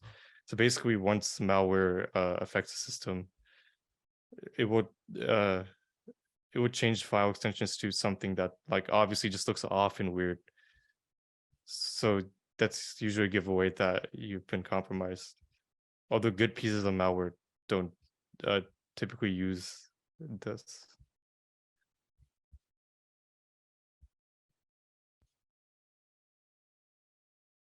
So implications for organizations hit by ransomware are generally financial in nature. So consequences include, but are not limited to, temporary or permanent loss of PII or proprietary information, disruption to IT operations, financial losses as a result of restoring systems or repair damaged ones, and finally, harm to an organization's reputation in the eyes of customers and stakeholders.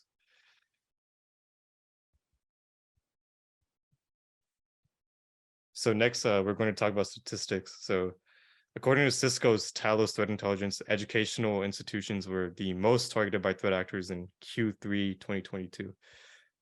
So I did try to find Q4 information from Cisco, and it looks like they haven't published it yet. Anyways, the ransomware was listed as the top cybersecurity threat for the same quarter as well. So the three most common ransomware threat actors we will talk about is Lockbit 3.0, Black Cat, and Vice. So even though Lockbit 2.0 has more cases listed here, we already talked about it in the previous workshop, and it really just builds, 3.0 really just builds upon it. So there's no point of covering 2.0 again.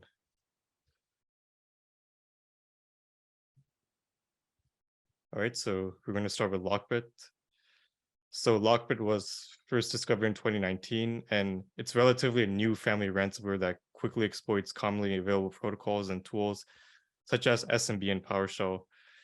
It was originally known as ABCD due to the file extension and names of the encrypted files.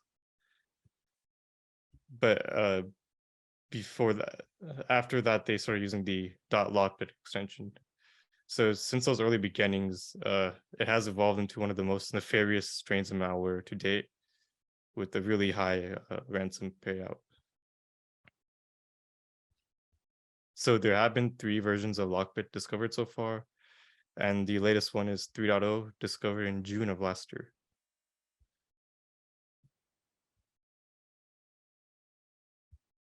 So how does Lockbit work? So in a typical attack, the threat actor will spend days or weeks inside a system manually screening the best way to bring the victim's business to a standstill.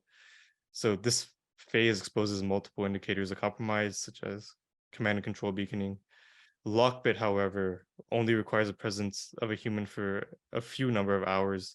So after that, it propagates through a system and infects other hosts on its own without the need for any oversight. So the malware performs reconnaissance and continues to spread even during the encryption phase. So it allows it to cause maximum damage faster than other manual malware approaches. So when the first version started to appear, it was a challenge for security researchers because the malware itself requires a 32-character password each time it's launched. So it made it difficult to run analysis tools against it since it did have a really big password hash. Recently in September, a security researcher on Twitter was able to leak the builder for Lockbit. And once they leaked the builder, they were able to install it on any sandbox type of system and take a deep dive into it. So these are the generated files for Lockbit when it's given out to a threat actor. So the decryption.id txt, it's basically a text file that contains a victim ID made from the first 8 hex byte of the public key. And basically, it's used to uniquely identify a victim. So the actual malware itself is run DLL 32, yeah. So this basically requires a password, which is found in the passworddll.txt file. And once basically it's sold to the threat, or it's sold to any threat actor with the password, but it's not the same password to decrypt it.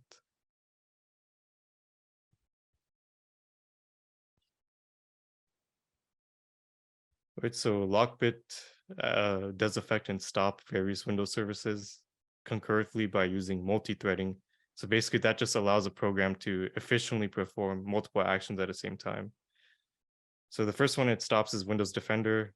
So Lockbit will start to perform enumeration of internal Windows services, and once it's running, that's the first service it's going to stop to avoid detection. So after Windows Defender is disabled, the Windows Security Center service required to launch Defender is deleted by the ransomware, basically making it impossible to restart.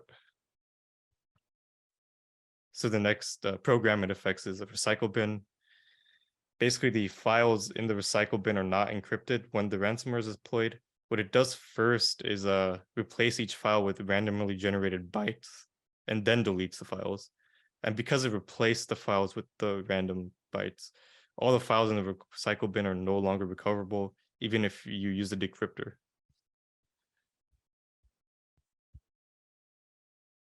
So next, what it does is it monitors and terminates SQL processes. So all SQL processes are stopped and continuously monitored, ensuring that no SQL queries can be executed on the affected system. So this way, it makes it harder to analyze, run analysis on the malware.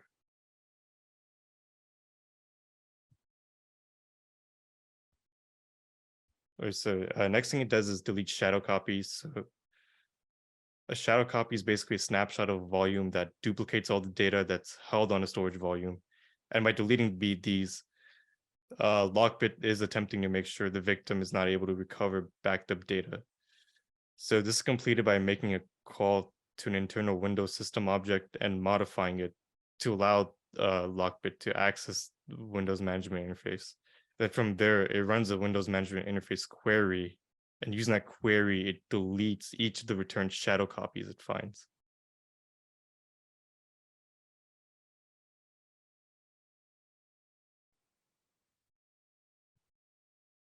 So next, what Lockbit does is perform network enumeration. So basically, another thread within the written code attempts to log on to the infected system with usernames and passwords it was able to discover. And if it will attempt to use these credentials across the network, and if any login is successful, the credentials are evaluated for membership in the domain admin group, and if so, it's copied. Then another thread looks for and enumerates available domain controllers. It gets each of their names and it attempts a remote login with each successful username and password it finds, and it further spreads LockBit across the network, further encrypting your files. So other threads check for connected devices and network resources while giving special attention to those where operating systems are installed. So in all cases where these newly discovered paths are passed to a function, additional encryption threads are made and the malware basically propagates throughout your entire network.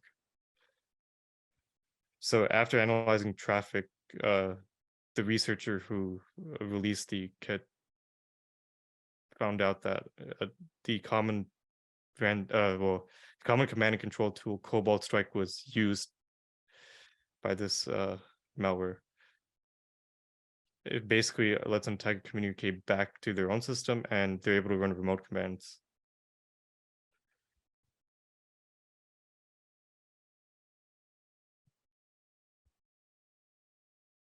So this is the ransom note. So it basically tells you that your data is stolen, is encrypted, and if you don't pay it back, they're going to leak it to these URLs.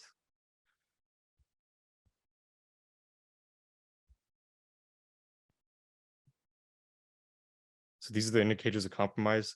So this is actually cut off because there were a lot, but I actually got this from CISA. So basically the idea is you take the different compromises. So in this case, it's file hashes. These are the indicators. And what you want to do is you want to put into Splunk, you want to put into a CSV file actually, and then run a Splunk search with that CSV file across your different devices, domain controllers and all that. And it will be able to uncover if you have been compromised by this or not, if you're suspecting that. So its workflow is mapped to the MITRE ATT&CK framework. So I will add a link to that once this is out for release.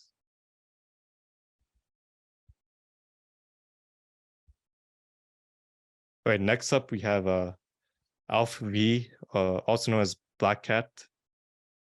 And it's another ransomware family, and it's deployed as a ransomware as a service operation. So the first traces of it appearing go back to November 2021, and it's written in the Rust programming language, which supports execution on Windows, Linux-based operating systems, and also VMware ESXi instances. So Black Cat is marketed as ALF-V on cybercrime forums, but it's commonly called Black Cat by security researchers due to the icon of a black cat appearing on its leak site and due to the ease of pronunciation. So unlike many other ransomware, Black Cat was developed using Rust, a programming language that's known for fast performance and cross-platform capabilities. So this is how it's able to compromise both Windows and Linux. So Black Cat itself is distributed as a command line type of tool that the threat actor could use and run different malicious things on a system. And it can be configured with domain credentials to distribute its ransomware. So typically these are extracted from an organization during the malicious phishing campaign. So a user would give out the credentials to a fake site. And if they do likely reuse the same credentials for their Windows account, they would have a Windows AD account as well that they could pass in here. So Black Cat can terminate Windows processes and Windows services that protect against encryption. So this includes shadow copies, commercial backup software, Microsoft Exchange, database servers, Microsoft Office applications as well. So Black Cat can also clear the recycle bin and connect to a Microsoft cluster and scan for network devices. It also uses the Windows Restart Manager API to close processes or shut down Windows services to keeping a file open during the encryption phase.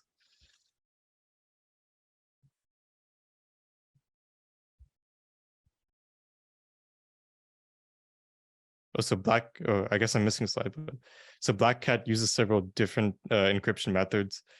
So the first one is full file encryption. So this is the strongest but slowest encryption method. The second is fast encryption. So it's the opposite of full file. It sacrifices strength for speed. The other one is dot pattern. It favors speed, but it's also still someone's cryptographically strong. The next one is smart pattern. So it's the most optimal mode in terms of speed and strength ratio. And then the main final option that most threat actors, I imagine, would use is auto. So basically the encryption strength and speed change depending on the type and size of the files being encrypted.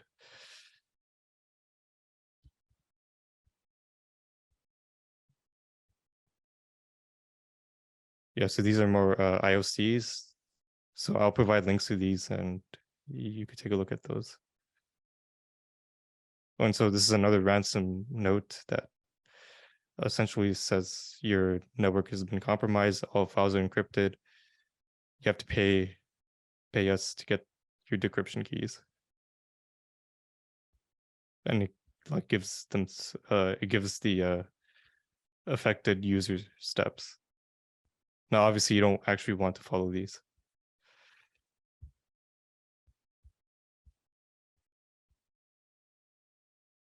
All right, so finally, we have the most impactful threat actor for last, and that's Vice Society.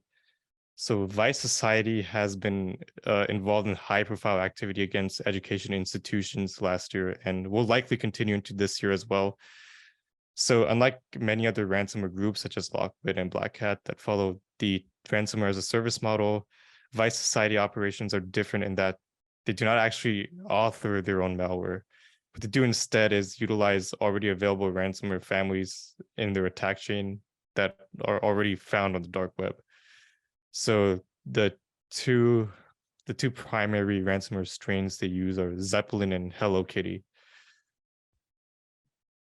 So last September, there was a joint cybersecurity advisory from the FBI, CISA, and MSISAC, and they determined that Vice Society actors are disproportionately targeting the education sector with their ransomware attacks.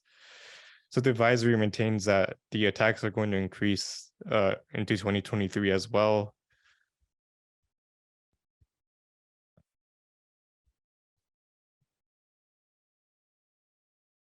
All right, so this is the Zeppelin malware that Vice Society uses, and this is the basic workflow.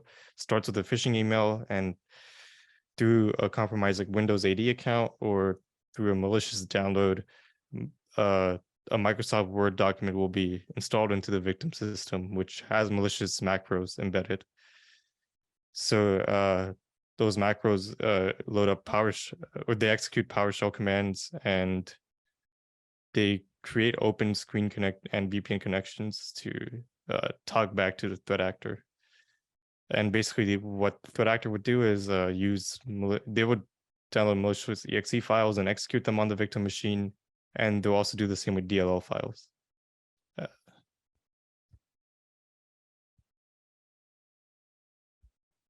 So prior to deploying Zeppelin, so threat actors usually spend 1 or 2 weeks mapping and doing reconnaissance on a victim network to identify data enclaves, including cloud storage and network backup locations.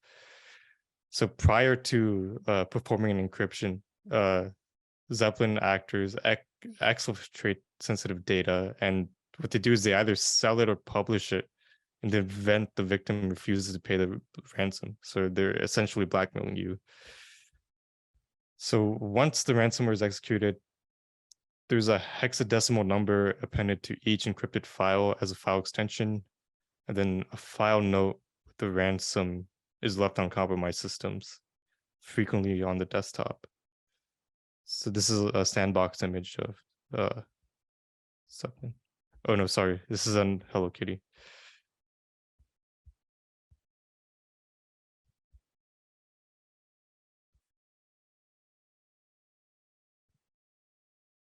So essentially, Hello Kitty operates in the same way, but it uses a different executable to perform its malicious actions. So it'll run a file called taskkill.exe. And what that will do is terminate any security software, all email servers, database servers, backup software, and any accounting business software. So this will attempt to shut down related Windows services with the net stop command. And after it has shut down all targeted processes and services. It then starts to encrypt all files on a computer, and it will use the .cryptid extension to encrypt file names. So again, these are the IOCs. I will link that and share that with you. All right, so prevention practices that I pulled from the FBI IC3 website. So the first one is obviously use strong passwords. So require all accounts that utilize password login. So any service account, admin accounts, domain admin accounts to have strong, unique passwords, typically 14 characters or higher is what we recommend. So passwords should not be reused across multiple accounts or stored on a system where any adversary can reach it. Next is require MFA for all services to the extent possible, particularly for any webmail, VPNs, AD accounts, and all systems that have access to critical data must have MFA enabled. Finally, or next, we have patch known vulnerabilities. This is just keeping operating systems and services up to date. So you want to prioritize and patch known exploited vulnerabilities, and then timing the patching is one of the most efficient and cost-effective steps you could take to minimize your exposure.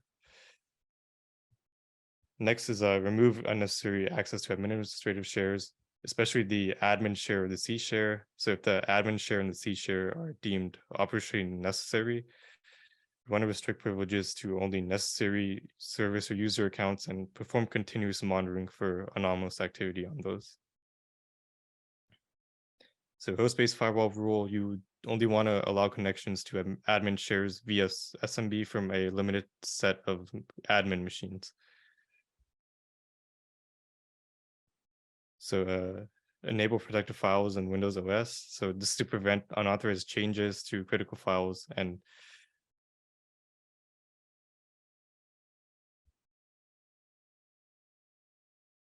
next we have a segment network. So this can help prevent spreading ransomware and control traffic flows between and access to various subnetworks. And you could restrict adversary lateral movement. Finally, you have identify, detect, and investigate abnormal activity and potential traversal of the indicated ransomware with a network monitoring tool. So to aid in detecting ransomware, you want to implement a tool that logs and reports all network traffic, including lateral movement. So EDR tools are particularly useful for this, and they do have insight in common and uncommon network connections for each host. And some of the good ones also have built-in threat intelligence, so that's nice.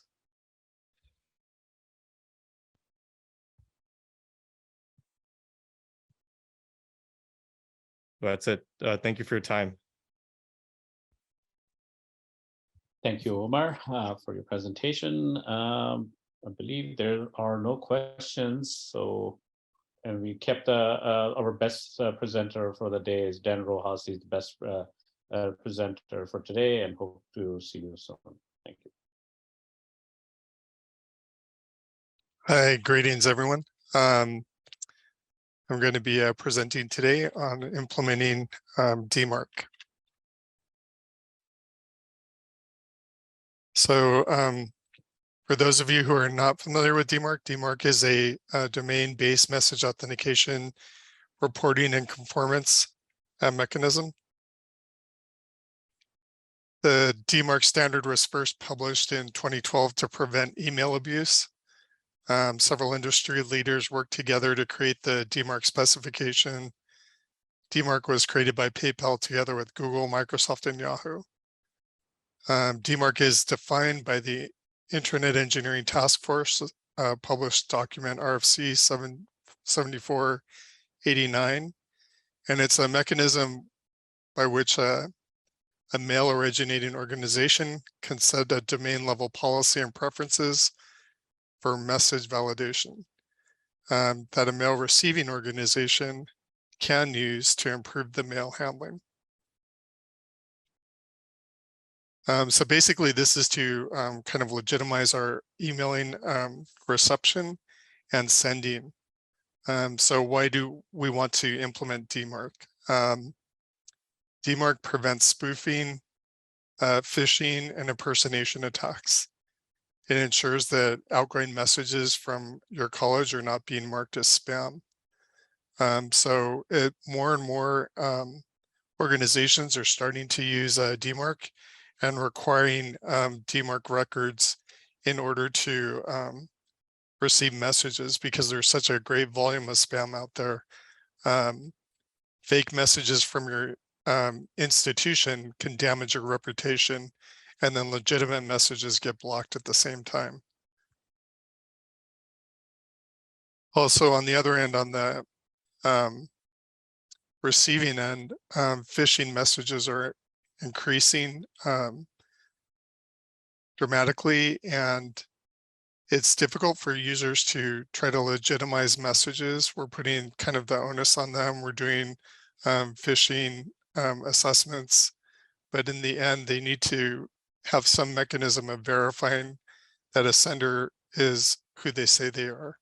And if people can spoof your domain and impersonate the president of your college or senior administration, then they can manipulate your staff into, we've had several attempts at people trying to solicit gift cards or to take action or to give credentials away to their own accounts or other business accounts as well.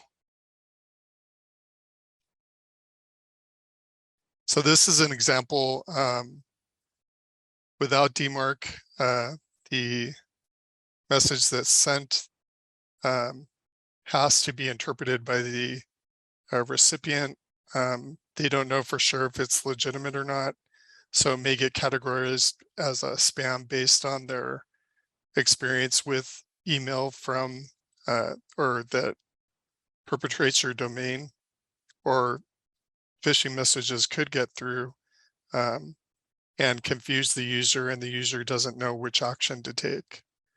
With DMARC authentication, it legitimizes the message from the sender, and the recipient could be more assured that the message is legitimate.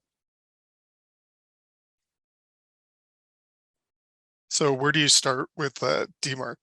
So first, we'll do an overview of the technology, and you can evaluate your current implementation of DMARC, your MX records, SPF records, DKIM and DMARC policy. Next, you need to have an outreach and implementation. You would need to identify which systems or applications or services are sending email messages on behalf of your domain, even if it's just a no reply at yourcollege.edu. All of the messages that impersonate your domain have to be authenticated. And you have to reach out to different campus departments as well. Typically the marketing, admissions, counseling may be using different services to send messages. And then work with the departments as you implement the DKIM keys and the SPF records. Enforcement and operationalizing DMARC, you need to validate your DNS list to an acceptable level of enforcing, and there's different ways to enforce it or not enforce it. Regularly audit the DMARC reports and DKIM key rotations, and then have a mechanism so that people can notify you to onboard or offboard applications as they become used or become deprecated. So we'll review the DMARC technology and go through the different parts of the email header. Review DKIM, the domain keys identified email mechanism for signing messages, the sender policy framework DNS records, and the DMARC policies itself, domain-based message authentication, reporting, and conformance. So the email header consists of two different parts. In the mail from address, the P1 or envelope sender is how the SMTP mechanism tracks the delivery of the message and how it's recorded. And this is where the SPF records check for validity, or the DKIM matches occur for the keys that are in the message headers. The P2 portion of the email from address is what the user typically sees on their end as the URI address, the domain based address that would be, dan@college.edu, whatever that may be. So this is a header example that shows a portion of the P1 header and where the DKIM rule is identified. So you see the SPF record sender IP, and the a DKIM key is sent as well, which is passed and the signature is verified. And then the DMARC action policy is assigned so that the message is allowed through. And this is how the messages can be validated. Here is a SPF workflow, the sender policy framework, and the sending mail server's IP address is recorded in the header. The return path can be different than the email path. So the return path in this example is example.com. The receiving email server looks at the email address. It does a DNS validation for the SPF text record. And when it matches and it's in the list of the valid IP addresses for the sender policy framework address, then it passes and it's able to be delivered. If the IP address didn't match, then it would be an SPF fail, and the receiving email server could determine on its own to not accept the message or to follow the policy that's set by example.com and either allow soft delivery or quarantine it or reject it based on the policy.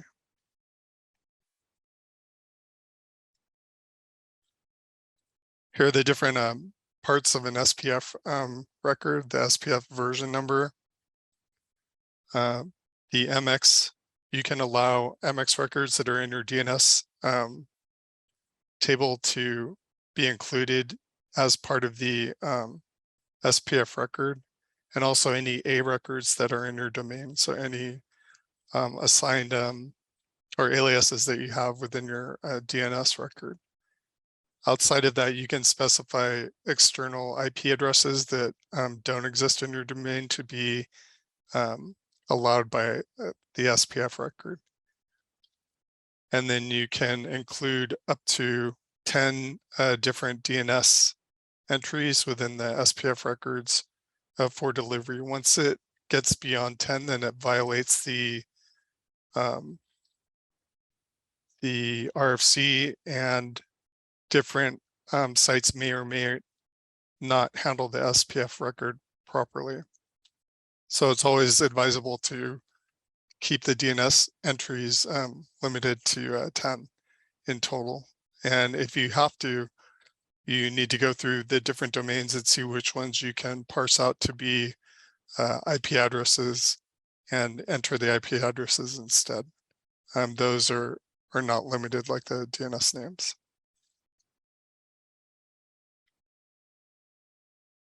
And here's an example of the DKIM workflow. So the sending mail server assigns the DKIM key to the message, and the message is signed. It's included in the header. The recipient mail server extracts the signature. It checks the key against the DNS for the domain.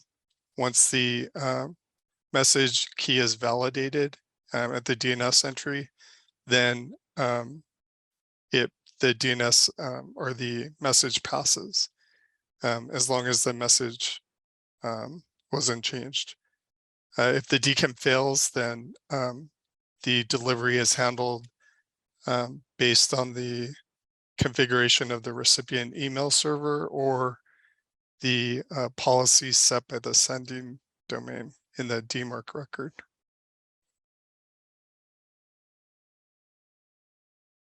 And this is an example DKIM DNS record, which has the DKIM key. If it's over 255 characters, depending on your DNS server, it may need to be split out as a large DNS record.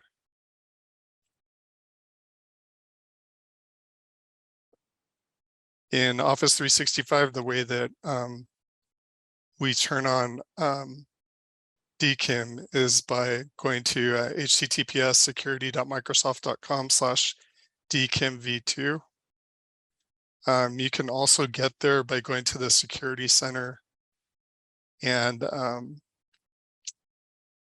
going to the email section and policies, and then threat protection and email authentication keys. And under DKIM, you can set it there as well. That's the way to navigate to it.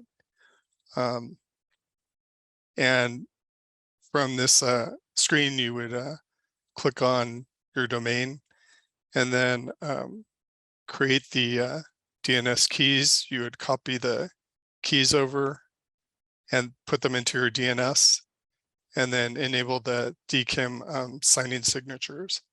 Due to the DNS or the DNS replication, it may take a while for the names to publishing to replicate and for Office 365 to see the changes in DNS. So when you try to enable this, you can get an error initially saying the client was not validated, but you can just try again later after, depending on your replication time to live.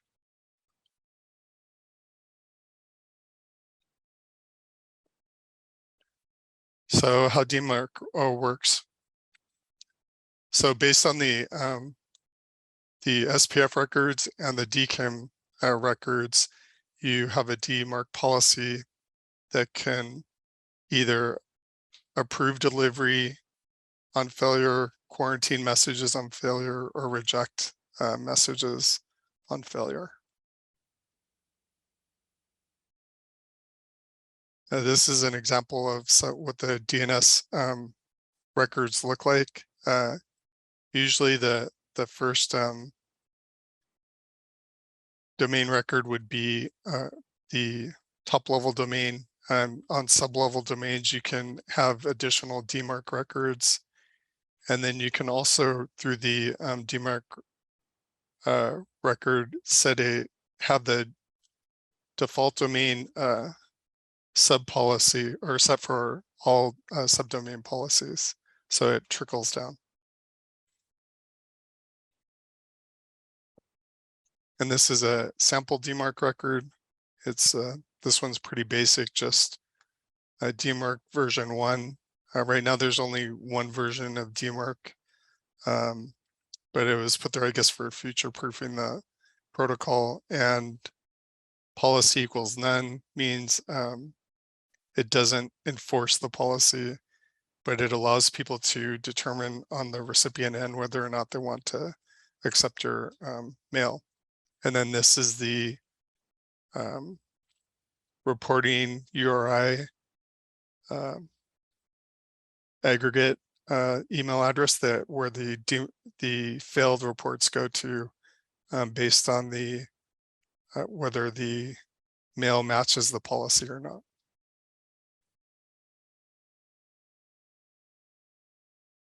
And these are some of the additional tags that are in the DMARC record. So here there's just the DMARC version 1. The policy tag can be either none, quarantine, or reject. As you're implementing this, you kind of want to do a soft rollout and start off with none if this is the first time you're setting it up, to ensure that you don't inadvertently stop delivery of some critical messages to your institution. And then as you get the reports, the forensic reports or the aggregate reports, then you can determine how well your domain is configured, or how well the delivery is being handled of the messages that you're sending. There's a percentage tag that can limit how often the messages are filtered, or at what percentages they're filtered by the recipient. The RUA report email address, that's the aggregate report that customers can send failed messages to, so that you can see who's actually impersonating your domain, whether they're legitimate senders or not. If they're legitimate, then you can operationalize them into your DNS records. If they're not legitimate, then obviously you want that delivery to fail. It kind of incentivizes you to get to a reject level quicker if you have a lot of those types of messages going out. And the RUF is the forensic reporting address. It's similar to the RUA, and it has more details about the message failure and the messages that are being impersonating your domain, that are not matching your DMARC record. The forensic option tag is to identify how the forensic reports are created. They can either include failed DKIM or SPF, or unaligned DKIM or SPF records as well. The ASPF tag is optional, but it's set up for the alignment mode of the SPF record. A DKIM tag is similar, set up whether or not the DKIM protocol is aligned or not.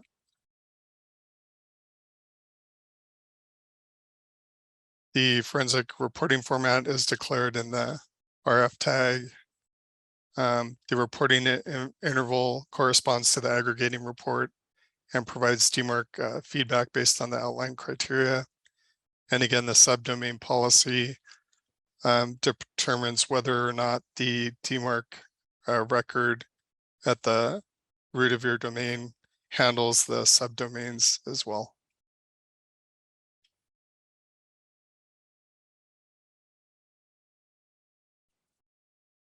Outreach and implementation. You need to identify the departments that are using applications or email services.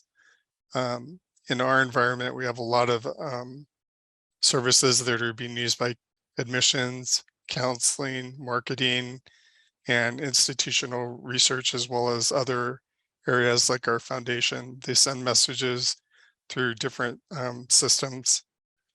Some of the systems are Campus Logic, Augusoft, Office 365, obviously iContact, and Starfish.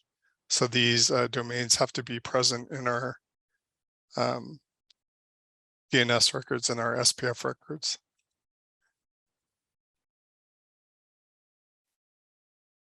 Enforcement and operationalizing. You need to make sure that you document your DNS entries and contacts well, especially if you're having to break off the domains into IP address lists, because those can change and you need to work with the vendors to identify when those changes occur. Some companies don't have static IP addresses, and they change frequently, like Microsoft. So in those cases, these are the domains that you would identify as the, one of the 10 domains that you would have in the SPF list, instead of splitting it off to IP addresses. And when you are splitting up the IP addresses, there's a lot of tools out there like the DMARC, MX Toolbox, and I believe it's Valimail that can help you build your DNS records if they're not conforming with the standards. And you can enter the domains that you have, and then they'll try to normalize it or give you a list of IP addresses in the SPF record format that you could just plug right into your DNS records. Validate the DNS changes, make sure that you have all the domains that you need to cover your organization, set a launch date and try to stick with it. And this is not too difficult with a soft launch using not enforcing the policy, but once you start enforcing the policy, that's where it becomes more critical. And then take advantage of the reporting and look at the DMARC reports that come up in the MX Toolbox or DMARC or Valimail, depending on what service you're using. You can also use Google Postmaster tools as well to handle reports with your Google domain. This is an example of what the DMARC reports look like for the domain mxtoolbox.com. So it shows the delivery to the different domains and whether or not the domains pass the DKIM requirement or the SPF in the delivery, and whether or not the DKIM or SPF complied with the DMARC rules.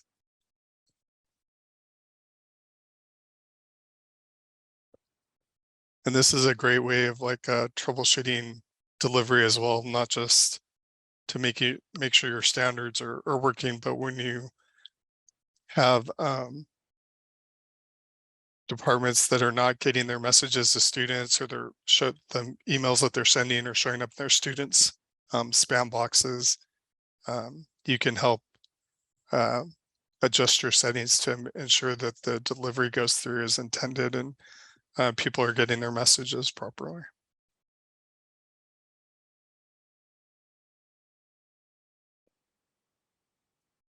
And here are a few useful links. DMARC Analyzer is a great way to kind of build the DMARC records, and it'll also have some tools to check your settings for DMARC, SPF, and DKIM records. Same with DMARC.com and MX Toolbox, and all three of them can also be used to capture the reporting and to build out reports so that you can monitor the flow of your email messages and make sure that they're being authenticated. And sorry, I went through that pretty quickly. That was a lot faster than 45 minutes, but are there any questions?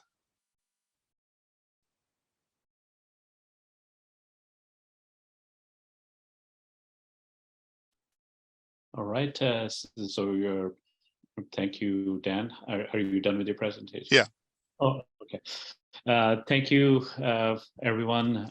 Seems like we don't have no more questions, but if you do, please visit our Tech Center website for any other questions or concerns that you may have. Somebody has a question, Dan.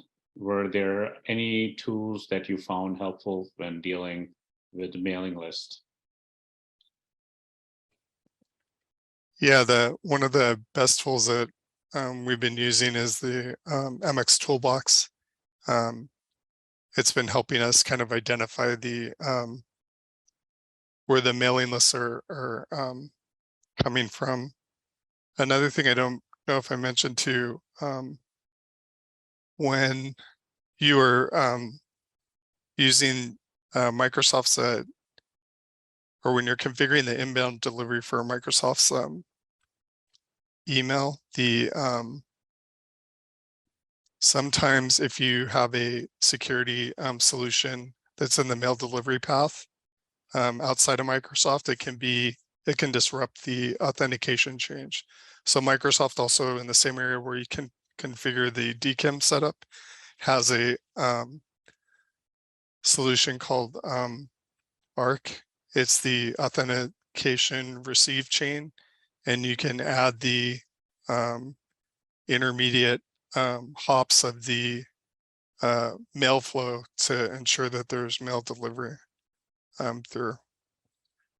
But looking at for the mailing list, looking at the MX Toolbox reports is what seemed to help us the most.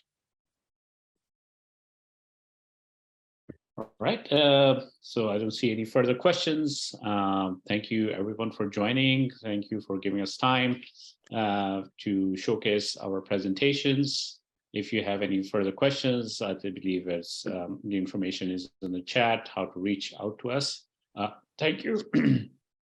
Have a great afternoon, rest of the afternoon, as we finish a little bit early today. Thank you.